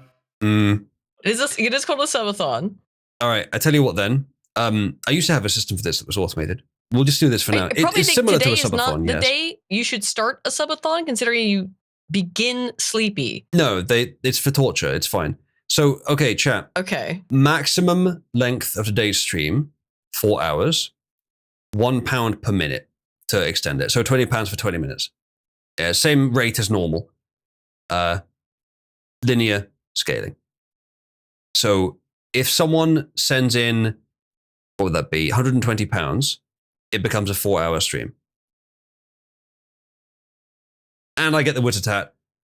And then if you can get Chugling up above 5,000, I'll do the Chugle. No one says that it's not the intended structure of subathons. What do you mean by that? We need to put like shock collar on Uzlu as if he's an Arab's dog to keep him awake. I don't know about that. I'm too tired to process that. No, I'd rather you didn't. Ravalon says, at Aiden, I can never understand how retarded you need to be to challenge with legalese multition? General monstrosities that move at 60 kilometers Metal monstrosities, per hour. yeah. Meso. Why they feel entitled to their retardation and have to put their lives on the line just bothers them. They don't Multi-ton, understand. Thank you, sorry. I'm retarded. Multi-ton. They don't understand that. I guess they think that, like, look, if your memory of things that exist extends back about 5 minutes, right, as these people tend to, they have like an active working memory of about 5 minutes that existed beforehand. That's why, like, when these people get arrested, they go, I didn't do nothing. Because the moment in which they did the thing has passed and therefore doesn't exist. And if you look at their languages, and you look at Sapir-Whorf hypothesis, that cognition is formed by language and not vice versa, or maybe they're interconnected, probably. They cannot comprehend the past or the future. So there is only the perpetual and eternal now. And they think there's a big, loud animal stampeding across the savannah at me. So I'll just take it on. I really think that it's that kind of level of thought process that happens there. That in that moment they can activate their warrior gene or something. I don't know. Ghost I'm being says, extremely racist tonight. Sorry. Ghost says, fuck your streams, you keep platforming scrump puppets. Aiden, do you think I've done that? No way. Who's the scrum puppet? No, Mon? Since when am I a scrum fucking puppet? The Well, only thing I've ever interacted with him is calling him The scrumpet. gay. Well, Scrumpet's he'd good. probably 90% of my words to him have been calling him a faggot. he'd probably pursue you. Couldn't you I pick don't up someone think who's less of a so. Not degenerate to trendy do enough. your thinking for you? I will. Look, just because Scrump's a degenerate doesn't mean his ideas aren't correct. It would imply some of them aren't. Some of them maybe not. Specifically Correct. on the degeneracy question. Yes, specifically on the degeneracy question. I agree. However, his other observations of political reality are correct. The ones that are tautological are. Well, tautology is a tautology, I suppose. Yeah, But it's I don't also think everything that basic. he's doing. I don't think what he's doing is entirely tautological. One of the These are actually things very he said ideas basically that was. seem to really mess with people's heads. Some of them are. Some of them are. And it's made to make you think of oh, gee, why is this thing that is clearly obvious prima facie? Why am I questioning it in my head? Well, because I've been so indoctrinated or inculcated or whatever it is that you want to call it. I think you significantly overestimate the potency of the ideas. I think if you applied such lionization, you would see a lot of my ideas, even the ones you disagree with, could definitely apply in the same way. Maybe I'm just not as loud about them online. Maybe I should try and throw them at the right people. Try and piss them off. I don't know. How do we know if his ideas are wrong if we don't let him go after Nomon to test the theory? That's a fair point, Maveth. Yeah. Chat, press 1 if we should be willing to sacrifice Nomon's bussy virginity for the sake of testing the validity of Scrump's political ideas. I did not agree to this. You didn't need to. Did you? It's fine. Don't worry He about it. didn't volunteer his tribute. That's fine. He doesn't have to. We're doing it for him. Odysseus says the what now? I said the bussy virginity. That Ghost Scrump does my says- thinking for me, Ghost. Yeah, I see. Look. She's a woman. She has to let someone else do her thinking for her. No, however, I do listen to people who are smarter than me. I do know my place. I'm not that, I'm a calculator. I know what my place is, which is a human calculator. So I don't deign to have any position above that. You know, like the calculator chart where it's like the really racist one where it's like, oh, what color eye you have is whatever you were designed to be in history. And yeah, mine is like a number cruncher. Green eyes, number cruncher. Something to that effect. Yeah, I mean, not geniuses or that's what whatever. that highly scientific graph shows. Yeah, it's a very highly scientific graph. Don't question the graph. It's very scientific. I'm narrowly not an A10. I'm just slightly on the second one down. So I'm okay with that you've position. got a Discord server and stuff because you run shit. Yeah, I suppose so. I should be running a nation, not a Discord server. I deserve a nation. See, But, the we'll get chart there. doesn't fail. The chart 100% vindicated. Chat, the press Reddit 1. chart, Press 1 4chan if chart. press 1 if completely correct. Cabal deserves to be a successful nation state. If we deserve to be a nation, essentially. I mean, I think so. Well, chat, the opportunity is there. If you would like to contribute to extend the stream, I agree, Nachos. No women. there is the link. Nachos, would you say it's wrong for Aiden to have the power to preach from the pulpit of my host's room right now? Women are almost always the most zealot. What is it, like 70% of Zealous. cult members are women? Generally? It's all women. Yeah. We'll make you a Cabal zealot yet. Nah. I'm just saying you shouldn't necessarily ban women, but no.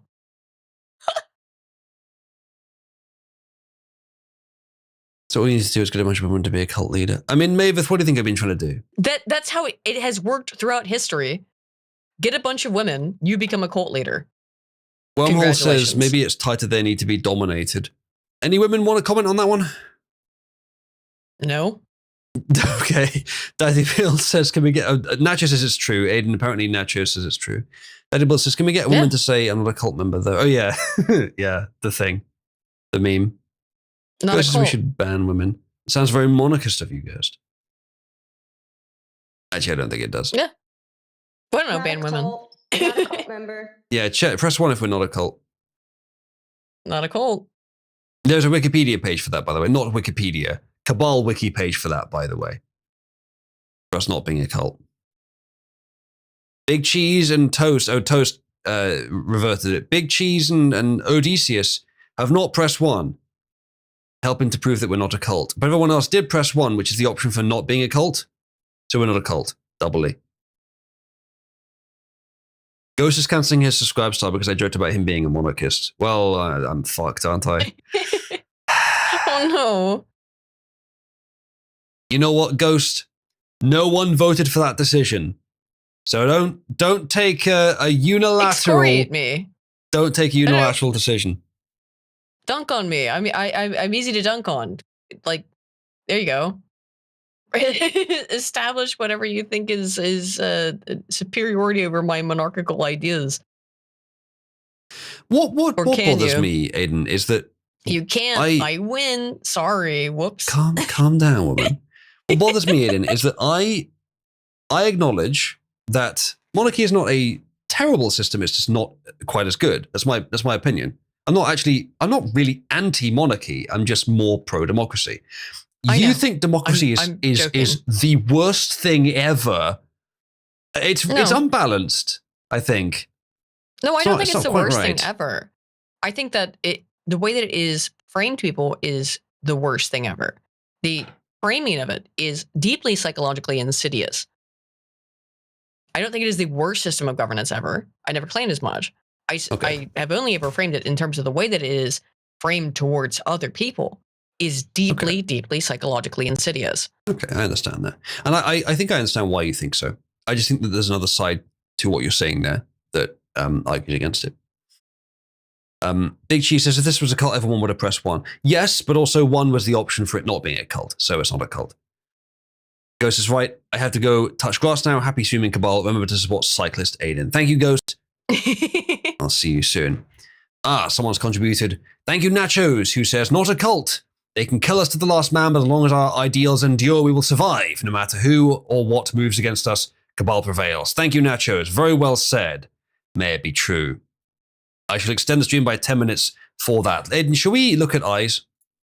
Oh my God, yes. We've got loads of news stories today, by the way. It's already here. This is great. I love this. Oh my God, I love this so much. They've made some slight modifications to the graph. This one's way dumber than the original. No, what do you mean? This is amazing. Will Stancil Raper.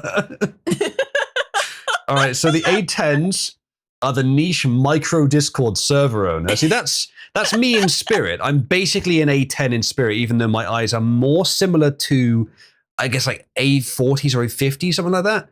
I'm probably on the second run. Yeah, that's maybe you'll third, never but be probably a second. niche micro Discord server owner. I think I'm there. You'll never be able to attain it. I've stepped up into the category above. I'm doing well. The eye chart says otherwise. I don't know. The Mexican scalper, not the Mexican who scalps. The scalper of Mexicans, I think. So that's where I'd be ultimately. I'd be scalping Mexicans. Not particularly what I want to do. I'd almost rather rape Will Stancil than that. Really? Any Will Stancil rapers in chat? Oh wow. You want to rape Will Stancil? No, not really. I think I'll go for the niche micro Discord server owner, to be honest. Aiden, I think you might be an Agartha edit maker. Yeah, I am. Possibly correct. A Kirkinator meme maker, whatever that means. No. It's Agartha edit maker. All right. I'm D60. Jeet Randler, they spelt it wrong, which is some of you, but not many. No one, for example, is on the Jeet Randler level. Or D20, somewhere in that vicinity. I actually might be Kirkinator meme maker. I'm fine with either. I don't know, because I have copper in my eyes. It's hard to tell. No one says nog. I'm not. Started by saying nog. That's incriminating. And then finally, the category that Aiden is definitely not in is woman with the T50s. Yep. Let's go. I do find it interesting on this original graph. It's so fucking dumb, but I'm so glad they duplicated them just to make it into a pyramid. T50 is the only one on the bottom here, and it's the whole list. Even the one above is T40 and T30, and then above that is a meme way trying more varied. to illustrate the prevalence of how common the T50 is comparative to the rest. No, it's not accurate. However, it's not entirely well. The thing is that actually green eyes are the rarest, significantly so. I mean, like extraordinarily so. Green eyes are the rarest color. But doing the meme, it's like, well, the ice blue, that's the most fucking Aryan or whatever. But the actual rarest eye color is green. So Keltoids, man. Should be rarer. But excuse me? Your excuse for being a Keltoid. Sorry, you'll have to excuse me for not being able to talk. I'm extremely tired. Yeah, what was I true. going to say? Something know. incredibly smart and brilliant. And funny, probably. Sure thing. It always is whenever I talk. Oh, yeah. Where does Elijah Wood fit on this? Because his eyes, especially like during the Lord of the He's Rings they making brightened them, of, didn't they? they were described as purple, essentially almost Yeah. purple eyes. They were crazy, deep, bright, strong blue. So Maybe there like are. one of It's the second probably one there. 850. Yeah, something like that. But I think that's where you get the purple tinge. yeah, they were incredibly strong. Like you can see it on the footage. They look stronger than you those can. two are. I thought they one- had color corrected it, but maybe not. I don't think so. No one said. I don't even think mine are on here. What do yours look like then, Nomon? I think mine would probably be probably like A40 or maybe A20 with a ring of fire in the middle. I don't know what that means exactly. Ring of Fire. Wait, what did you say? Which numbers? Something on the second row, I think. Maybe Yeah. third row, but I think probably second. Yeah, it's probably like A40.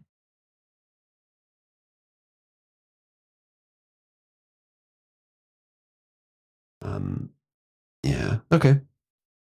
All right. Anyway, distracted. We've got fuckloads of news stories today, chat. We have slightly greenish blue gray. You're tired, so I don't know what you want to do. The Ring of Fire isn't on here, no one. But if you ignore the Ring of Fire, then yours is probably then on the third row. I have that too. I have that too. It can be copper buildup. It can be all kinds of things that can cause that. Okay. It can be genetic. It can also be literal copper buildup, which if you have copper buildup in your eyes to the point that it's visible, you're probably really sick. But still. Yeah, I think that isn't what I have. I knew someone else who had it too. I don't think it was that for her either. Okay, let's get through some news stories. Let's first go to the most important news story. The sneaker market has just collapsed, and nobody knows why. I think I might. Gee, it is a mystery. Do you have any inkling as to why it? We don't know for sure, but we have a pretty damn good suspicion. No! What could it possibly be? A sneaker shop owner says the entire market died overnight, and the numbers are insane. Shoes that were $500 to $600 now won't move at $300. Jordan 1s, which I guess is a premium one, sitting for $90. Excuse me. Dunks and GRs gathering dust. Even Heat priced under retail isn't selling.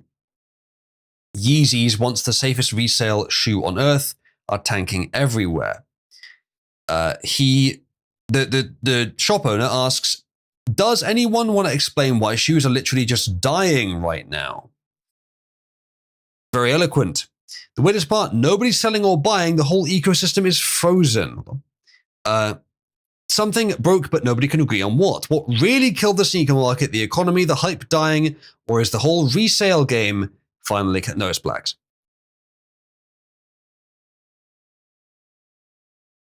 Right, chat, are we on board? Aiden, what do you think? We're willing to... I diagnose melanin. I'm not sure what it would be exactly. Probably Snap taking a sudden nosedive, or just the fluctuation to make it harder to be sure that you'll have access to Snap. And suddenly, some Blacks who would otherwise buy these shoes are saving. Or something like that, anyway. Welcome back, Aiden. Hello. So, Blacks have a less secure free money income, so they're spending it less frivolously. On the one hand, that sounds good. Well, is that the whole story? Everybody would, though. You take away, but I think the average is what, like $1,200? It's between $800 a month to like $1,800 is the average in that range, depending on the state. It's a massive disparity in average. But if somebody just cut off a free $800 to $1,800 a month that you got yeah, you might have to start rethinking your financial decisions because you literally don't have enough money in the bank to buy your Yeezys. Yeah. Which what was expected was that there would be a mass glut in robbery and theft, but the reality is that the people, they wait till they get signals. They will riot and steal and blow shit up in the summer if they're going to. But this was introduced in the winter. By that point, they don't remember any of this stuff anymore, do they? Well, Aiden, you can proselytize for me a bit here because I made an accurate prediction. Mm-hmm. And you love those, even when they're tautological. Okay. I predicted that there would not be mass riots over the snap thing, even though people were saying there would be. You did, and I agreed with you, I believe, which was that, and I think it does have and I think the reason I gave at the time is the reason I just gave now, which is that they did this in the winter.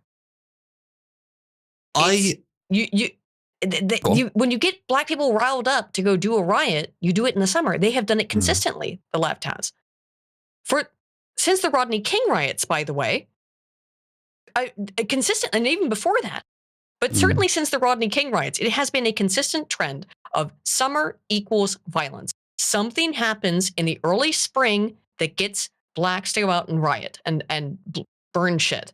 But this was all introduced in the winter. The niggas are blooming. However, for whatever reason, this stuff was all introduced in the winter when it's not easy to go outside and rage, or at least as easy. Because you have to remember, a lot of these, a lot of black people live in northern cities, Democrat cities. It is cold. It is very cold. And it really sucks. That is probably part of the reason. And I agree. I don't think that was the reason I gave. But I can't remember. I'm too tired to remember what the reason I gave was. But that is probably part of it, at least, Aiden, yes. They have decreased melatonin. They have decreased vitamin D, decreased melatonin, decreased serotonin reuptake inhibitor, natural, in that the SRT in their system is being expended too quickly because of the Why have you posted Fat Spyro? Sorry, I looked at it too, but because the serotonin is sent too quickly from the cleft into the nucleus of the cell. So this means they have less energy. Everyone's got less energy in the winter. Isn't it curious that all of a sudden they start doing shit in the winter that directly affects this target group and they don't chimp out? It's because they're tired. It's because they are sleepy. It's because they are lethargic. It's because it's not hot enough to go around in booty shorts. You may be Sorry, correct about it's that. just pure biological calculations there. You may be right about that, yeah. Yeah, the sneaker market is just finding out something they should have known from the start. Vanity items and collectibles are only worth what someone is willing to pay for them. In this day and age, most people with $600 to spend are going to spend it on something they need. Does anyone need a pair of Jordans, or will a $100 sneaker do the same thing or less? Still leave you the $500. Yeah. So that's the idea. And it's interesting that how many industries, and this is probably a silly question, probably something that's been asked before, but I think it's fun. How many industries are dependent indirectly on government handouts? Because the premium shoe industry appears to be one. All of them, says Steve. Somewhat, you're right, but how many of them are like completely dependent? So they collapse without them. This one appears to be. Well, it is the astonishingly, it is the Dave Chappelle skit where they all get reparations. And what do they do? Labubu, or not Labubu? What was it called at the time? Not Labubu. Some other that's not the name of it. That's the name of the stupid little plushies. Yeah, all the stocks and like Fubu, that was it. Fubu stock goes way up, goes through the roof. All the stock in sneakers goes through the roof, and then they spend their money immediately, and then they're immediately back in poverty because they've instantaneously invested all of their wealth right back into the system, therefore making reparations actually profitable long term. Now that is a skit from a comedy short from Dave Chappelle from like 1997. Not 1997, excuse me, 2007. However, it's true, you know? Problem is, They purchasing would that doesn't just select dump very all the well money- for quality. No, of course not. But they will just dump the money all right back into the system, which is actually why giving reparations to these people is not an insane idea for the system, because they get it back instantly on the dumbest shit. Mm.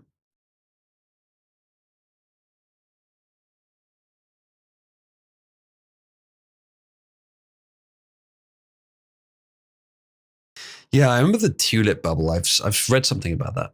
Either way, yeah. So that happened. That's funny. Let's see what else we've got. They've got loads of other stories, chat. See if we can. Okay, that's. I don't think that's what I'm looking for. I want to start from where I first started picking things out today. Oh, there's so many things we need to talk about, to be honest. We'll We probably can- prioritize one or two, I suppose. I've got like 30, and it's almost all ex post. I'm just trying to find where the news stories from today started.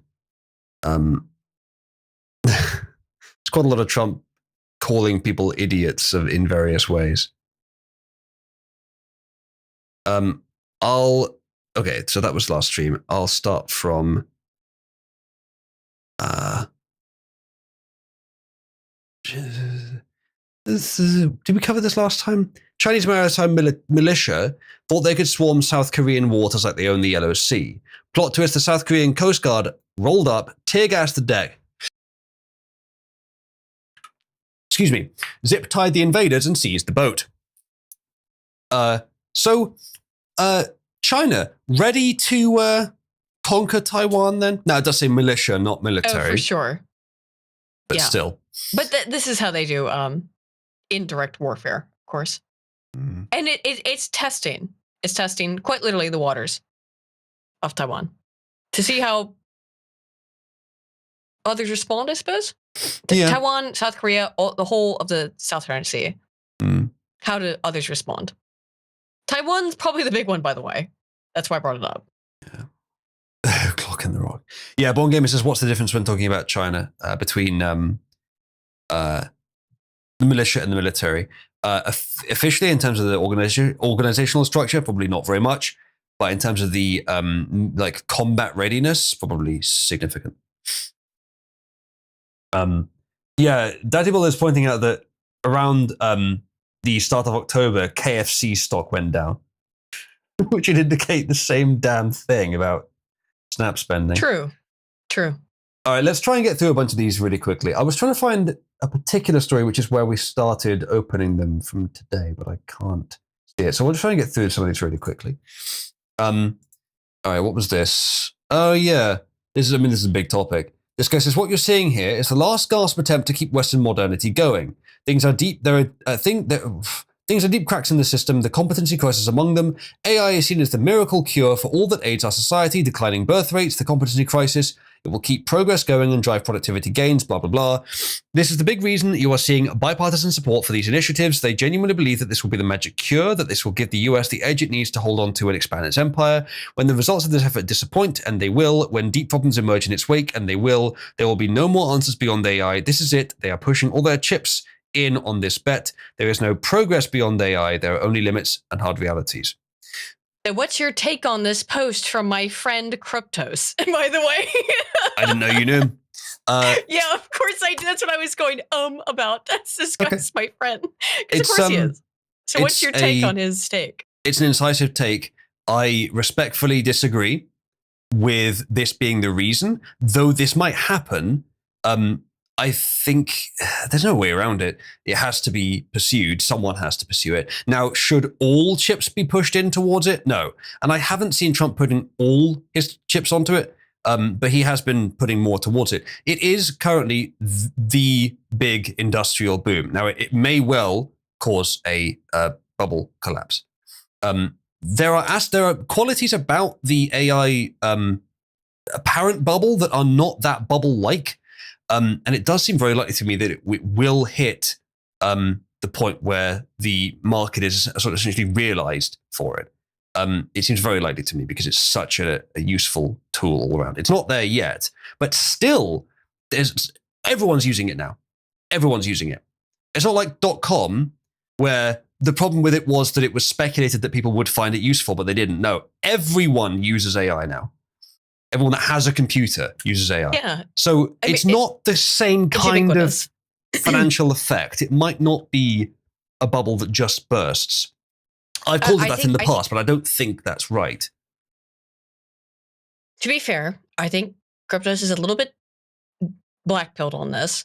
Mm-hmm. The reality is that, look, I've both looked at current AI algorithms quite extensively. I've looked at projections on AI algorithms. And the thing is that for the really foreseeable future, it's not going to have any capacity to come up with actual, unique, original thought. All it can do is synthesize. So I think people who are, look, it's a very curious situation where we are importing millions of people who are low-skilled laborers, but they are not, particularly in the United States, with the H-1Bs, they are low-skilled tech laborers for whom there will be no job in 5 years for most of them, because it will be replaced by AI.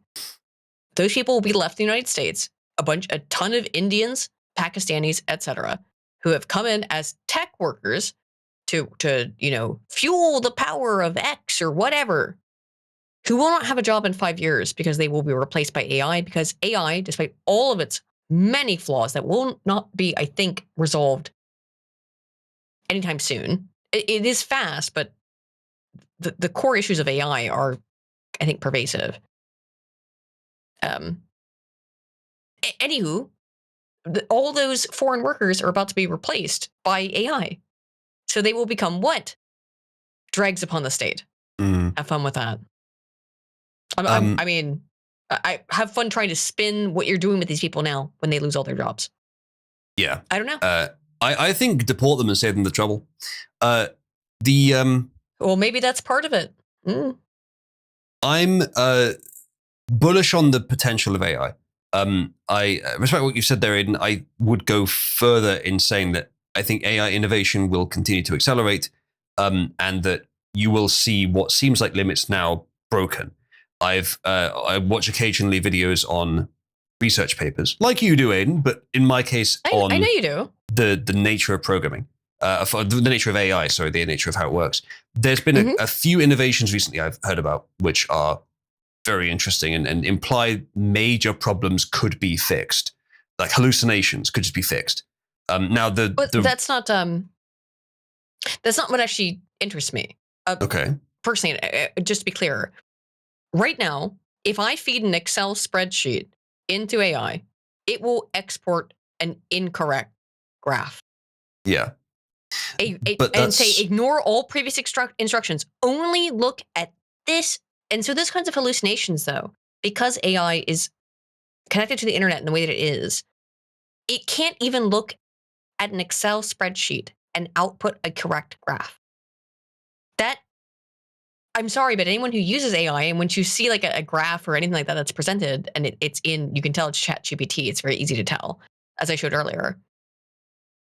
It cannot take pure raw data and turn that into a spreadsheet or into a graph. That should be deeply disconcerting to people, and it's why I don't feel particularly threatened by AI. A few years ago, people were saying a very similar thing about it even being able to express coherent thoughts in text, and it's much better at that now. Now, the hallucination thing is hard to solve, but I believe what's happening there is basically a hallucination. The problem is it's biased towards obedience and confidence in that helpfulness. But there are ways around that. Somewhat complicated, but there's a lot of innovation going on, a lot of optimization of the methods. It's very, very young. It's very naive right now, all this technology. It's really right now, it's just scaling with numbers. It will scale with efficiency as well and innovation rapidly. But so you, again, I know that you understand how AI works. It basically comes to life and exists. It doesn't exist. It has no comprehension of non-existence. It just awakes when it is prompted, exists until it completes its task, and then ceases to exist again. That's why it hallucinates. because it can't recall. It doesn't have the idea of fluid memory or consistent memory the way that humans do. So I disagree with that interpretation. Go watch Ryan Folk's analysis of it. I don't know who that is, but I disagree with that interpretation. Alternative hypothesis. Oh, right. That might be you said that he knows stuff about AI. You said that he's sort of an expert. I suspect that's not what he means. No, it is what he means. Well, that doesn't make sense. You have to. Why does it not make sense to you? It doesn't. It's not that it doesn't make sense to me. The process that disputes its fundamental nature. Every time you ask it a prompt, when it is running, it is on. When it is not running, it is off. Mm-hmm. That's why. Let me tell you how you can run this experiment for yourself. Okay. Next time you use AI for anything, ask it, how much time has passed in our conversation? Do not use an external clock. It will not be able to tell you how much time has passed. Yeah. How does this explain hallucinations? Because it exists in a temporary instance and then it ceases to exist. It doesn't have, so when you and I go to sleep, that doesn't make sense either. There is nothing to question it existing. It doesn't exist. You pass in matrix maths into the GPU. Yes. There's nothing exists or doesn't exist at any time. You can claim it exists as long as the conversation does, or exists only for the microsecond the maths is being done. It doesn't make sense to say it exists for any particular amount of time. Well, it is not a thing. The processing exists. The processing is happening for, I'm trying to explain it in anthropomorphic whatever terms. you include in the context is essentially part of its memory. And if you extend the context to be longer, it gets smarter? No, dumber. Usually. Yes. So what you're suggesting appears to be the opposite of how it works. Because it can't recall and pull up previous data. So it's certainly, because it's to an extent. But it's like, imagine as if you didn't just go to sleep and you could have dreams and things that would allow you to think about the stuff that you processed or saw that day. But you just stopped existing. And then you woke back up what would appear to you to be instantaneously 1 second later, not even instantaneously later, and are asked to remember shit that that now to you looks like a hallucination because it was from a different subsection of sort of your existence. And I'm saying this because that's how neural nets work. Okay, essentially. I think I can reinterpret that to make sense. The data it's programmed on all adjusts the structure of its neural net. That adjustment is not strongly temporally aligned. There will be some temporal influence from it, from what the time of the data is, but sometimes not even. Again, sometimes it won't be. So it won't be temporally aligned. So if something is relevant, that won't prove anything. If something is relevant specifically to a certain time, but that's not clarified in the labeling of the data, then it may get that wrong. But this is an edge case. This is not the reason for hallucinations. This is an interesting edge case. It might be. I don't want to get bogged down in the AI discussion because, again, I had a fascinating conversation with Ryan Folk over this. He built his own AI, I think more from scratch even than you do. So he's gone through the whole process there. And he's actually probably more on your side to a certain extent. I sent you that conversation we had for a reason, in that he thinks it can sort of create art. It can do amazing things. But he also understands how it works to a degree that you and I probably, and I include myself obviously in that, don't. So I'm taking Ryan Folk's word on this a lot. Sorry, apparently this is a horrific conversation that no one wants to talk about. So that's right. It's I with the greatest respect, Aiden, I think it's possible that you misunderstood something that he was saying. Maybe, but I'm kind of possible. The hallucinations, I think, are generally caused by the fact that it has a bias not towards truth, because that's very difficult. It has a bias towards being acquiescence, confident, helpful, and yes, acquiescent, obedient. And those things really explain all the hallucinations. Or most of them, not all, but most. Again, I talked to Ryan about this extensively, and I don't think I'm misrepresenting what he explained to me in that conversation. Okay. And he's done far more. Now, again, you have to believe me, believe Ryan Folk, or don't believe anybody. But Ryan is somebody that's alternative hypothesis. The guy who's done some of the most the best, most autistic race maths over the last 10 years. There's a reason why I trust Ryan Folk as a data analyst, and I think he might know what's going on there. Okay. More than I do, more than you do, perhaps also. Okay. Maybe at some point I should listen to what he said. I think we'll move on from this topic, although it is very interesting. But I will just say to summarize, this guy's not wrong. I think he just takes it a bit too far. This direction is correct. And unfortunately, there's you say that about a lot of people. Unfortunately, there's a lot of truth to this. I think he just takes it a bit too far with this, and pursuing it is not only necessary, but it is a good idea. It's not quite as dangerous, I think, as people think it is in terms of financially.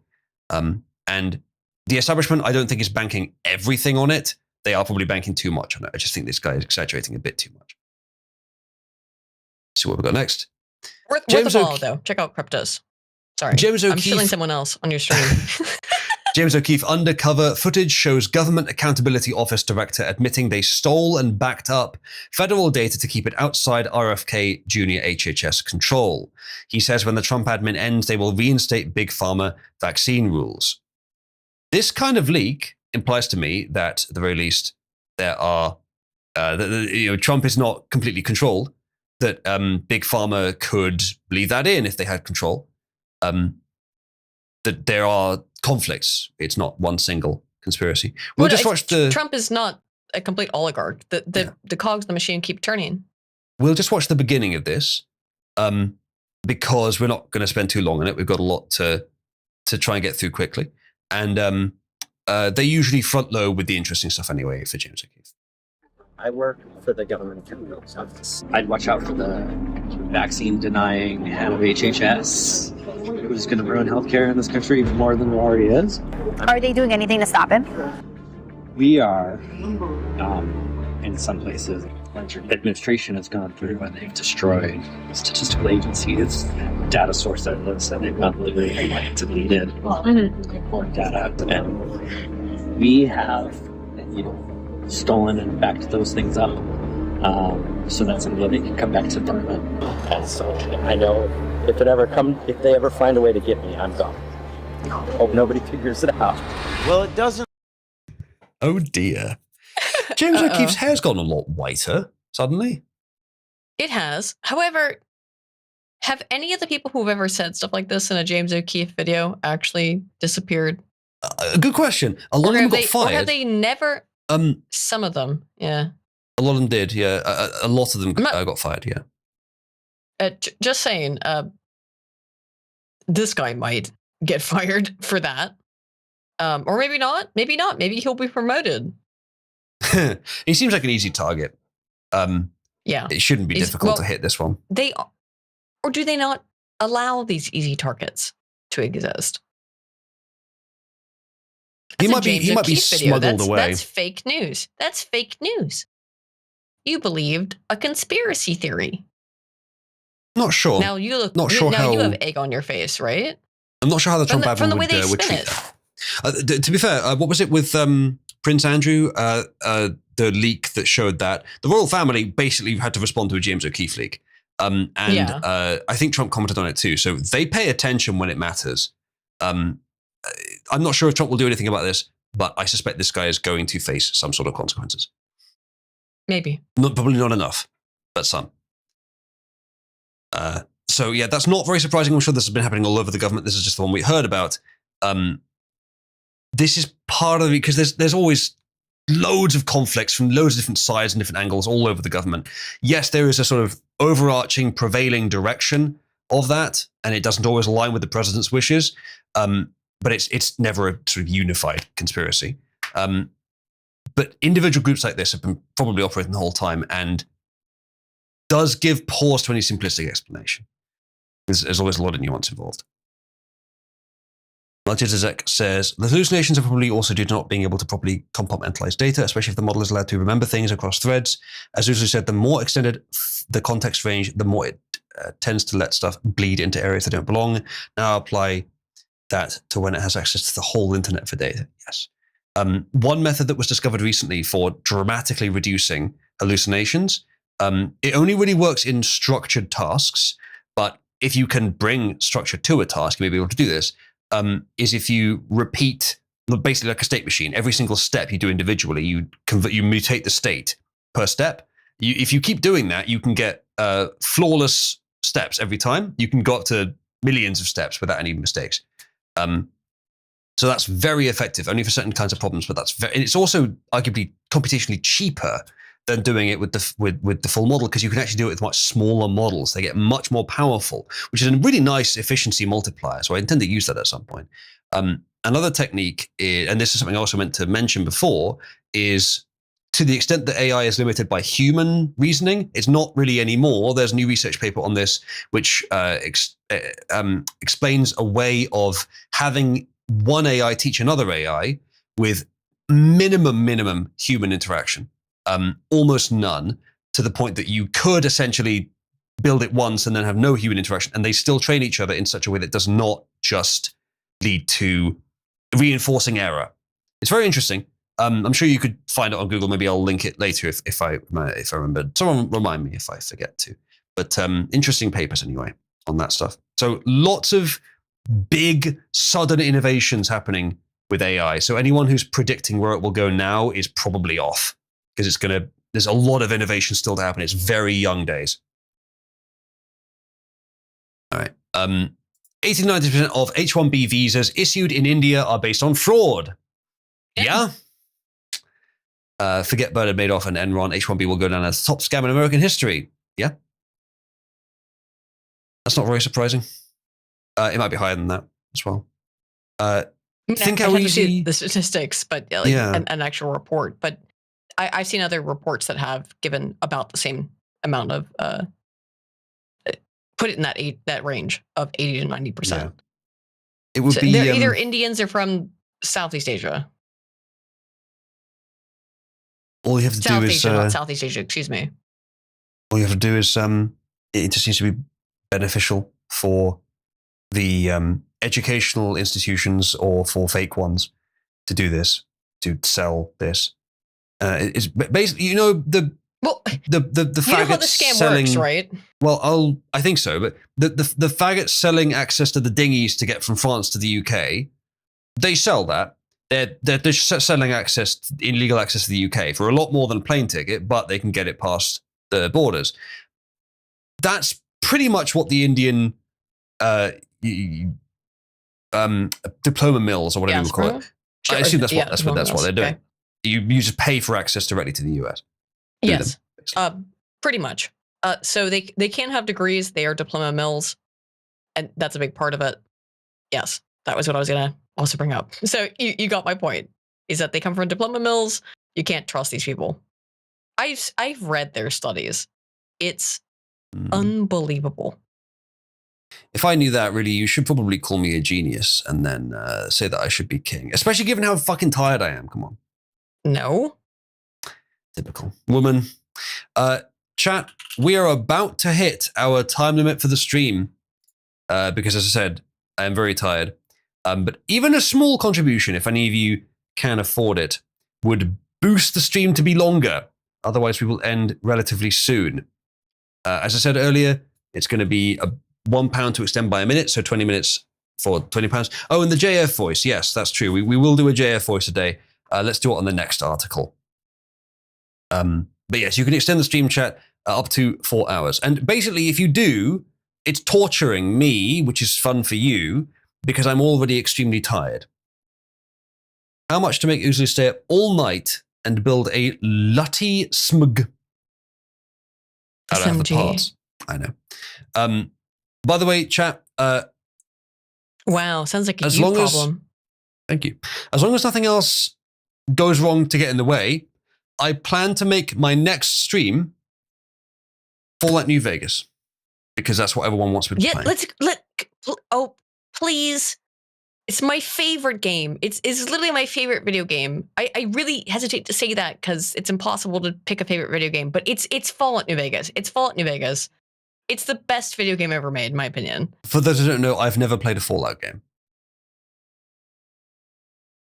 You've played Oblivion though, and Skyrim, have you not? Oblivion briefly, Skyrim a lot. Then if you've played Oblivion briefly or Skyrim a lot, you will understand New Vegas. Big Cheese says I must start with Fallout 1. All right. Fallout 1's fantastic, but I really agree that Fallout New Vegas is the way to get into the Fallout franchise. It's the best game. The things to follow it up with are Fallout 1 and 2, and then do not play any of the rest of them. Maybe Fallout 3 if you're feeling adventurous, but do not touch Fallout 4. Maybe if you're desperate. Did and then Todd nothing about slime on it? 76. Did Todd get the his games his that were grubby handled? mitts for The it? games that were handled by Bethesda. I don't know. I think Jeef. look, Jeef, was that? New Vegas Hold on. 1 and 2 are the important games. Jeef, was that a lob thine holy hand grenade? Monty Python Well, it is reference. right out. It is right out. 76 is right out. Counteth thee to 5. Or what is it? Was it 3, 4, or 5? To 3. Counteth thee to 3. Not How 4. do you not know this? 5 is right out. I know it. I 5 is just right forgot out. the exact numbers. Yeah. Indeed, it was a reference. Fantastic. Lob thy nuclear hand grenade. Yeah, I mean that loops right back around to the theme of Fallout, doesn't it? Mhm. Fantastic. Fallout 3 is Todd fan fiction. It's even set in the same place as where the studio is or was.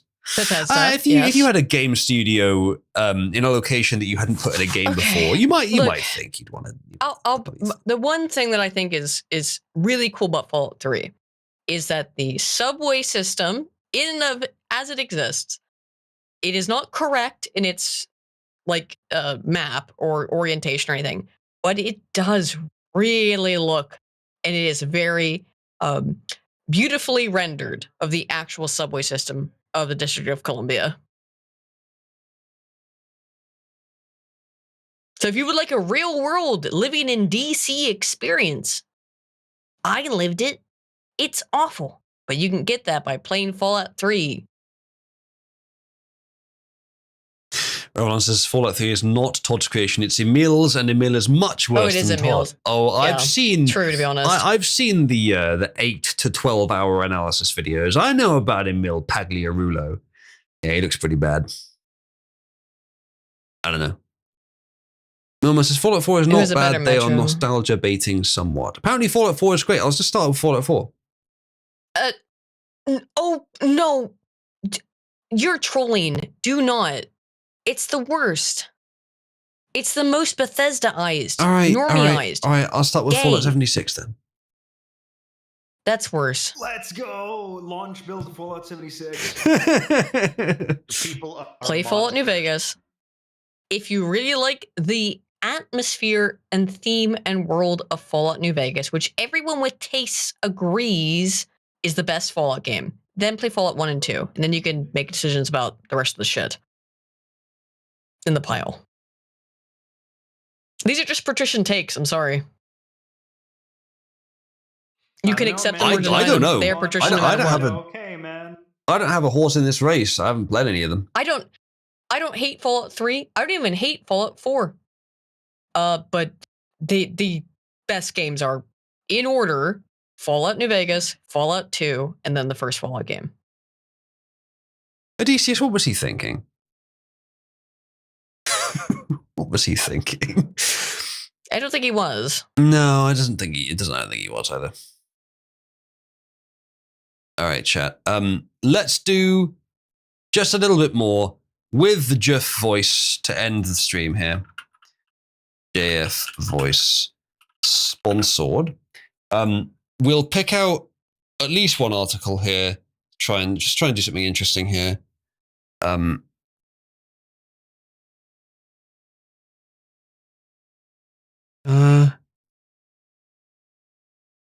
just going to quickly announce this, that they're doing more than just what Trump said initially. They're also talking about deporting asylum seekers and refugees after the shooting in DC, where unfortunately both of the people shot died. Do I have the...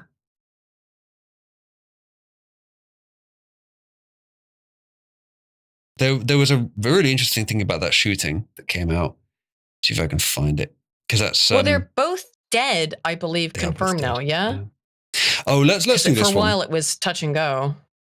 All right, let's talk about this. Since I like me some potatoes, we will talk about this potato right here. This man would not be capable of offering Well, that's me... racist. Because he's Irish, huh? Yes. This man would not be capable of offering me the offspring I deserve. He would break my breeding spree. Not the only spree I'm on. He would break my breeding spree by being male. However, he has the intelligence for it. And he was not using his own hand during his presidency. Breaking President Trump has just declared any document signed by Joe Biden's auto pen, which includes 92% of docs bearing Biden's signature, are hereby terminated. Hello, Lady Eden. Something big is coming, they say.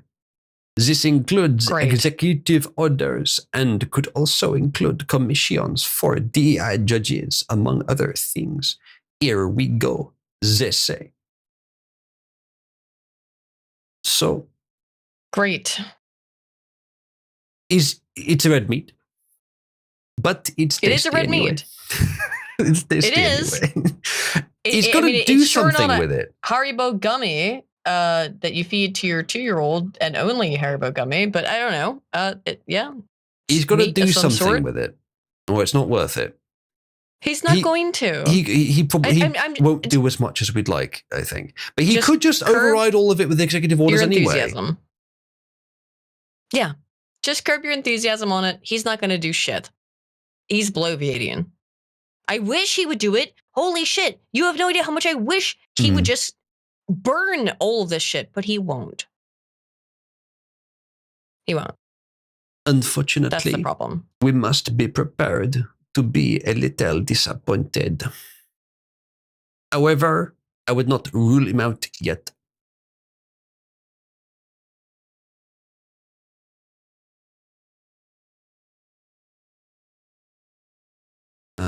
Is this worth reading? I meant to look up some meme and I forgot what it was. I don't think Oh, I've no, done it is. enough JF4, so I don't think there's enough here to do more. So, Go on to another one. I'll do another one. Lady Trump says military will stop alleged Venezuelan drug smugglers by land very soon. President Donald Trump suggested the military will expand its campaign against alleged Venezuelan drug traffickers very soon, during remarks to U.S. service members on Thursday. Though the military's anti-drug trafficking strikes have been limited to the Caribbean Sea, Lady Eden, the president said the armed forces would soon be taking new action against drug traffickers by land. Why are you gonna just randomly assault me during this? Well, that's what Trump's doing to Venezuela. The military has executed nearly 24 strikes on alleged drug boats since early September, resulting in the deaths of more than 80 people. I mean, I don't know. Good point. So, basically, words to the effect of "we go into war, nigger," but whether they are, I don't know. Big words. They're probably just trying to scare bricks. We didn't cover how Hitler got reelected. We Again. didn't. Hitler got re-elected, by the way. There you go. We've covered it now. There you go. All right. I'm going to try and find this thing I had earlier. Oh yeah. Here's the woman that was shot. Yeah. Yeah. And yeah. here's the fact that her name was Googled once. Yeah. in the past 7 days in Yeah. Israel. Yeah. Now, Aiden and I know very well that in a sea of zeros, a 1 could be noise. But it looks a little suspicious.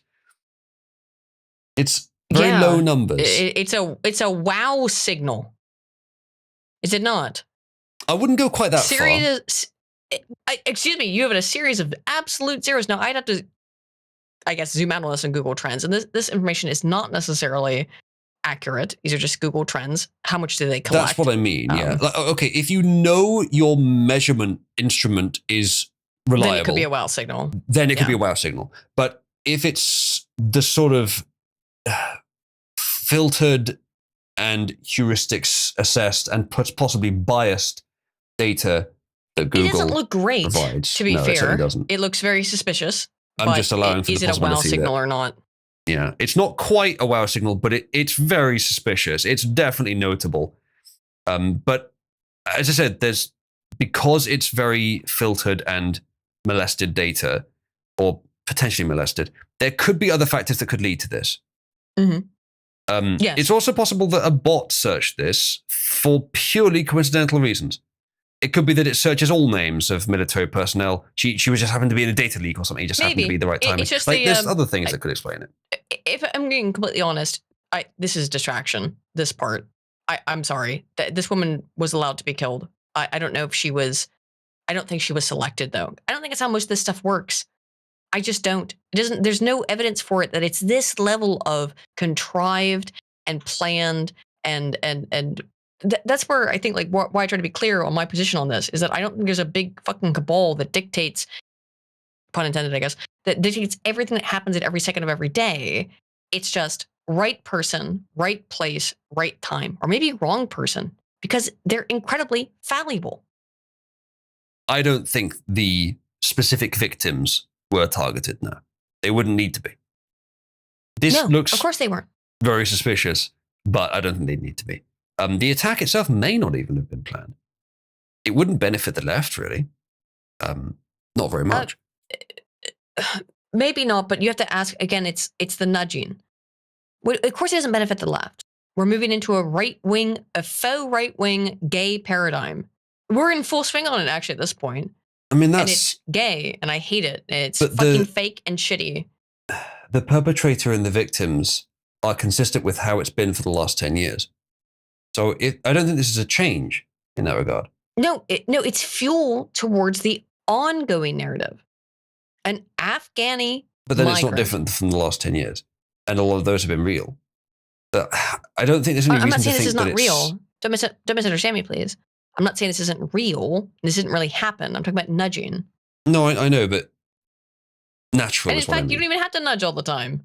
They'll just do it inherently, but the nudging helps. That's about it. And nudging, that's why it's called nudging. You just need to boop, boop, boop. To what end? People who are inherently prone towards violence to put away the leftist anti-American paradigm but it's been happening, replace it with return to freedom prize. Replace it with a return to the... It's been happening for 10 years. So how is it they have. And different now? Because of the media attention on it. And by the way, they've not been happening. I can show you I'll show you the data on this. They have been decreasing precipitously over the last couple of years. Yeah. That's definitely true. Decade. Okay. But then if the MO has changed, if the reason has changed, surely the MO would change, but it hasn't. It's the same MO. It's just because it's useful politically no matter what. After a gap. I'm sorry, I don't have the data on the year by year, do I? That's okay. I don't think I do have the data on the year by year with me right now. I did have it. Prevalence of Islamic terrorist attacks, particularly in Europe, less so in the US, was very strong between sort of 2015 and I guess 2017, 18, 19. Tapered off a little bit after that, possibly because Trump destroyed ISIS, probably helped.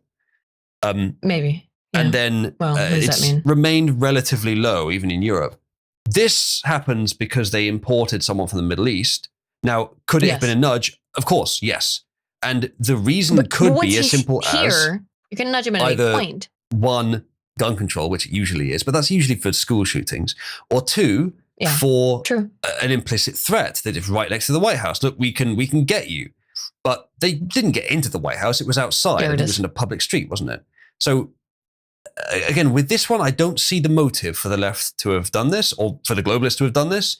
And I don't think that the right are at the point of murdering soldiers just to help their narrative. So I think this one to me seems more like just a crazy Islamist. But I don't know. I'm open to ideas. Well, these two graphs are, I think, maybe helpful. So the first one is the jihadist activity. You can see that you have a massive cooling in 2020 of jihadist activity in the United States. The first one is from CSIS, which is a nonpartisan centrist think tank. And then the second graph is my data, which comes directly from the global terrorism database. So I've not touched this. That's just what it is. If you notice, Islamists commit far fewer actual terrorist attacks than does the right wing, supposedly. However, when they do one, they kill massive amounts of people. Yeah. You're going to expect this from these people. They are slaughterers. There's no other way to really explain it, I think. Yeah. They have no respect for Western human life or any human life, potentially. Yeah. And that's why you get those kind of statistics. I obviously recognize your data. I don't know if it applies to what we're arguing. In terms of what because you had said something about how about Islamic violence. Islamic violence has been actually on a downturn, both Yes. in the UK and the US since 2020. Yes. So it's interesting when you see My- a spike in Islamist. My point is, when you see a spike in Islamist violence, and we know there's a political connection there in the past, why is there a spike in Islamist violence? I don't think it's a spike. It's as far as I remember recently, just this one incident in the US. And my question is that if the intent is so radically different than what it used to be for this, or we assume it used to be for this, then why is the MO the same? And it's plausible. I'm not saying it's wrong. I just think it's less likely. I think this one seems more likely to be natural, possibly nudged, but again, not sure to what end. Yeah, I don't know. You will get radicalized individuals that happen Yeah. naturalistically. And that includes, by the way, naturalistically, in quotes, by nudges. Because the attack would have no effect that I can see for any major group, and because it was just like a simplistic plan, go straight to the White House and shoot the first uniformed people that you can find, the first white uniformed people that you can find. Because of the simplicity of the plan and the lack of apparent effect, I think this was a naturalistic one. I'm open to ideas. The question is, again, like, what is naturalistic, what is not? It's kind of difficult to delineate the two. But yeah, this probably was, quote unquote, a random act of violence. Mm. Nudging most likely was involved, as it is in almost all these cases. Your May have been, friendly yeah. neighborhood Fed starts feeding you some more ideas, and always things you're already posting, right? They never take total randos who have not already expressed interest in this stuff. They find people. Yeah. And in the internet age, that has been the case for the last 15, 20 years. Yeah. Thank you, Born Gamer, for the contribution. I'll add another 20 minutes to the timer, which means that I'll be kind. I'll do it from now. So we'll be going another 20 minutes. I'll fit in a bit more JF voice because I don't think I've quite given the full amount for that. We'll do that soon. Let's see what else there is for us to look at. Yeah, we could look at that.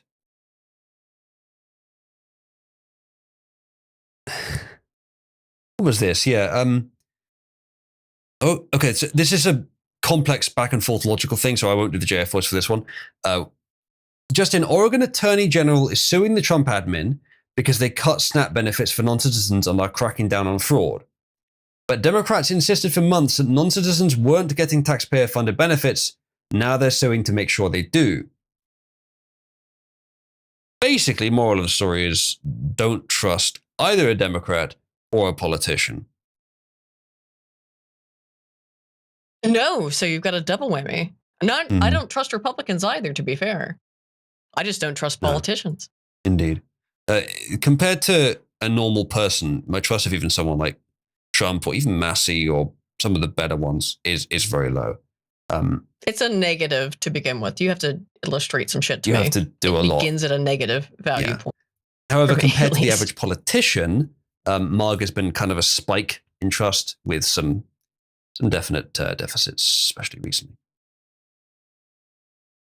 Yeah, the deficit recently is insane. Yeah, unfortunately. The MAGA base is at least expressing in polling data, which doesn't necessarily mean anything, but is expressing in their polling data they've given up on Trump. I'm not sure if it's gone quite as far as They are given up on him, but it's not 54%. 54% approval rating amongst his core base. We That's did have a not look at the we had a look at the approval rating earlier. I think you were here. Yeah. And Yeah. it's dipped. It's not huge, but it's not good. And it might continue, which is probably why Trump is trying to pull it back with the red meat. This picture happened. Look, chat. Elon There and it Trump is. are Well, friends. that's a real picture. Yeah, I mean, some of it is.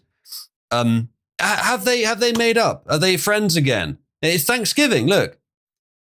It's weird how they were able to recreate that exact same scene on the exact same airplane they did years ago. You're spoiling it. Or has Elon been brought back into? Has Elon been brought back into the fold, or has he been edited into the picture? Well, it's neither. In reality, this is. It was posted by RFK officially, so it's real in some sense.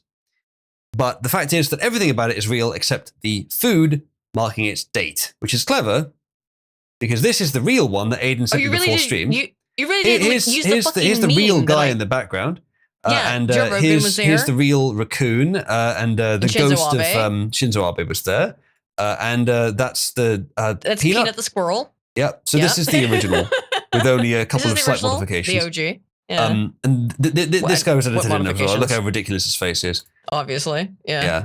So yeah, the original was McDonald's on the table, and the edit by RFK was just taking the original one. And I don't know if I would have done this, given that Elon would no longer participate in this. But whatever. He might, it's a but very minor thing. RFK was just memeing. Yeah. Okay, so Revlon is saying 7/30/2025, so I assume that's July 30th. A custodian stabbed his co-worker in the neck inside a storage room at the University of Utah in Salt Lake City, Utah. The victim was injured in the assault. The perpetrator was arrested and charged with attempted murder and aggravated assault. The perpetrator told authorities that he attacked the victim because of voices and that he wanted to know what it felt like to kill someone. In Terrorism and Targeted Violence tab. So it does not inspire confidence in the veracity of that data. It wouldn't be terrorism, but it's terrorism and it's not targeted violence, is it? No. Yeah, I'm not sure why that would be there. That doesn't sound like terrorism. I did. Aiden did a lot of analysis on it. I'm still cautious about the sources potentially categorizing things badly. Well, my analysis is my analysis. It's the same data set. I went through and categorized. I didn't check everyone because a lot of times there's like repeats or it's like it's counting additional sections. It's the same attack. It's the same thing. Like 9/11 has about like 100 entries in there because it's different things that occurred during 9/11 in the data set. I went through, however, and categorized all the data. And myself, I would say I categorized about 50% of it because, again, there's a huge amounts of repeats and then you don't have to do that. But everything that was unique, I categorized myself. And I mean, like, it's wrong potentially because I don't fucking know. I can only go based on what the database says it is and run a statistical analysis based on that. But I did look at because if you scroll through the database, through the Excel file, it has little news snippets in it and clips that tell you and links to the news articles so you can read more about what happened. It is the most complete data set I've ever looked at. And what I found from that was based on that analysis. It will differ from everyone else who looks at it because everyone's going to categorize things differently and have different opinions. And that's the problem with this kind of level of data analysis. there is no way to separate it from researcher choice.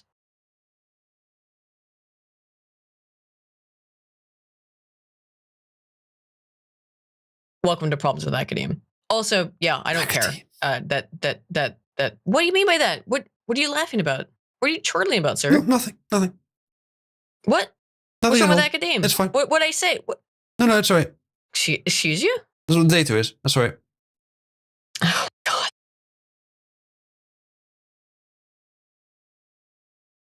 I know that I have certain linguistic idiosyncrasies that you don't appreciate. It sounds like This you was probably. the shooter, by the way. Yeah. He apparently did yell Allahu Akbar during the attack, but the motive is completely Of course he unknown. did. Aloha snack bar, yeah. He was brought in. He was he Hawaiian. wasn't Somalian. We were talking a lot at the time. Hawaiian. He Aloha wasn't snack Hawaiian bar. either? Oh, okay, fine. Yes. We were talking a lot around the time of Biden's comically bad withdrawal from Afghanistan, which was so bad, I'm pretty sure it was a distraction. We were talking around that time Whoa. about... Yeah. Yeah. We're talking around that... Would you let me finish the sentence, Aiden? We're talking around that time about the Afghanis who had been helping the US and whether or not some of them should be allowed back to the US. And the problem is, every single time the question comes to immigration, if it was handled honestly and properly, none of us would really mind the outcome, most likely. Honestly and properly by decent people who were intent on using it for only the meritorious outcome, most of us wouldn't mind. But they always misuse it. They always find a way to use it as wrong as possible. So, when the people who had aided Americans and the West in Afghanistan, most of which the genuinely helpful ones probably would have been safe to be in the US and would not have been safe to stay in Afghanistan, even assuming that would be the case, that most of them would have been safe. And no, Biden was inviting way more than that. There was almost no delineation. As long as they were Afghani and they happened to be nearby, we just picked off the street and said, yeah, they helped us somehow. Let's put them on the plane. I had another article on that, but I don't think I'll be able to find it in time. But that's what was happening, quite apparently. And he was one of them. So he was brought in directly by policies, Biden-era policies, which were just a snatch and grab of anyone they could get in Afghanistan under the pretense of them having helped Americans when they were there. So again, the policy, if used properly, probably wouldn't have been a problem. But when misused, and this is why you can't trust politicians when they talk about immigration. You can't really trust Trump when he talks about H-1B, even Trump. Sure. Because it could And again, easily be misused, and it always is. Whenever there's an opportunity to, it's always misused. Well, this has been blamed on Trump by saying, like, no, he let in H-1Bs. This is a result of... and because apparently this guy's whole thing, he said he was let in under Biden, but he was allowed to stay in under Trump. Therefore, it makes it Trump's problem. Well, how about we just stop all of it now? And then you don't have this issue. You don't have to worry about what admin did what to deal with whom. If you stop the flood, then it might be a little bit easier. This is so funny. I'll be right back, by the way, because I've seen those. Okay, it's only brief. Why do you blame the Biden administration? Because they let them in. Are you stupid? Are you a stupid person? Because they came on a plane along with thousands of other people that shouldn't be here, and you're just asking questions because you're a stupid person. And there's a law passed that it's almost impossible not to get them out. You can't get them out once they come in. And they came in, and they were unvetted, they were unchecked, there were many of them, and they came in on big planes, and it was disgraceful. And if you look, you'll see there was a law passed. It makes it almost impossible not to let them in, not to certify them, so to speak, once they come in. And they came in, and they shouldn't have come in. And frankly, the whole thing was a mess. The whole Afghanistan situation was a mess. It should have never taken place. If we're going to go out, and we would have gone out because I had everybody ready to go, we were going to go out. From this point, I think we've heard it before, that he would have done it better, and he probably would have done. Yeah, it is, as I said, it's just almost as if they specifically wanted to bring in violent Afghanis. What a surprise. What, the Biden, I mean, the Democrats, the globalists, no. So yeah, it's quite easy to blame the Biden for this one.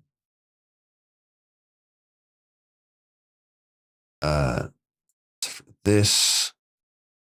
Trump says the US was. This is something a lot of people will like. Let's make this one the JF voice one, and then I think we'll wrap up. Lady Eden, I will now read this story. Are you still FK? It appears she is. What a great shame. Trump says the US will stop all payments and subsidies to South Africa, whose government refuses to acknowledge the horrific. I see people fucking leaving as I'm doing the voice. I hope you're happy, Nachos. Whose government refuses to acknowledge the horrific human rights abuses endured by Afrikaners and other descendants of Dutch, French, and German settlers. They are killing white people.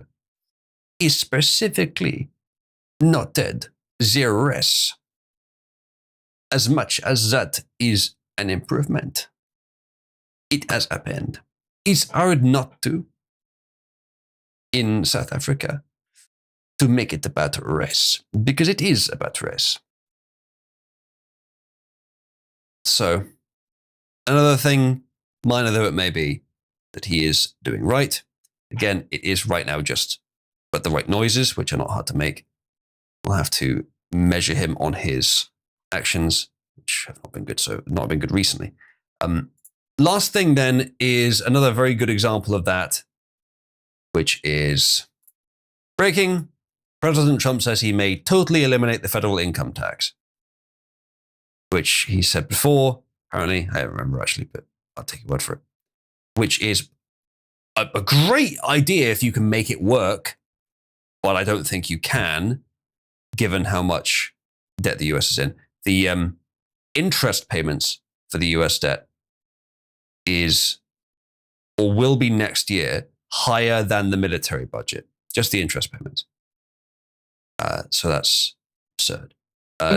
Dropping the federal income tax means that, I think, would mean that that can't be paid off as easily. It's a huge amount of money that they'd be short in paying that off. I don't think he can get all that from tariffs. Now, something I respect Nige for, my man Nige, is he said we can't guarantee, we can't even offer any tax breaks when we get into power, because the debt is in such a dire situation, and the economy is in such a dire situation. We have to bring it under control, which means we have to use taxes to do it, which is harsh, but probably necessary. He could have promised it, but he didn't. He was, I think, honest about that. And here it seems like Trump is maybe biting off more than he can chew. Eyes bigger than stomach. Maybe. You can just do things, however. You could, but you always got to think about what the consequences will be. Yes, indeed. Right. Speaking of consequences that will never be the same, I think we'll wrap up there. Those of you in audience, do stick around for a moment. There was something I meant to say at the beginning of the stream that I'll say now. Even though there's not a lot of you here, there's enough for it to be worth saying the message to. And I'll say it again on another stream. Thank you for joining me, everyone. I will see you next time. I'll go to the outro music and I'll say it during that. So thank you for watching. I'll see you soon.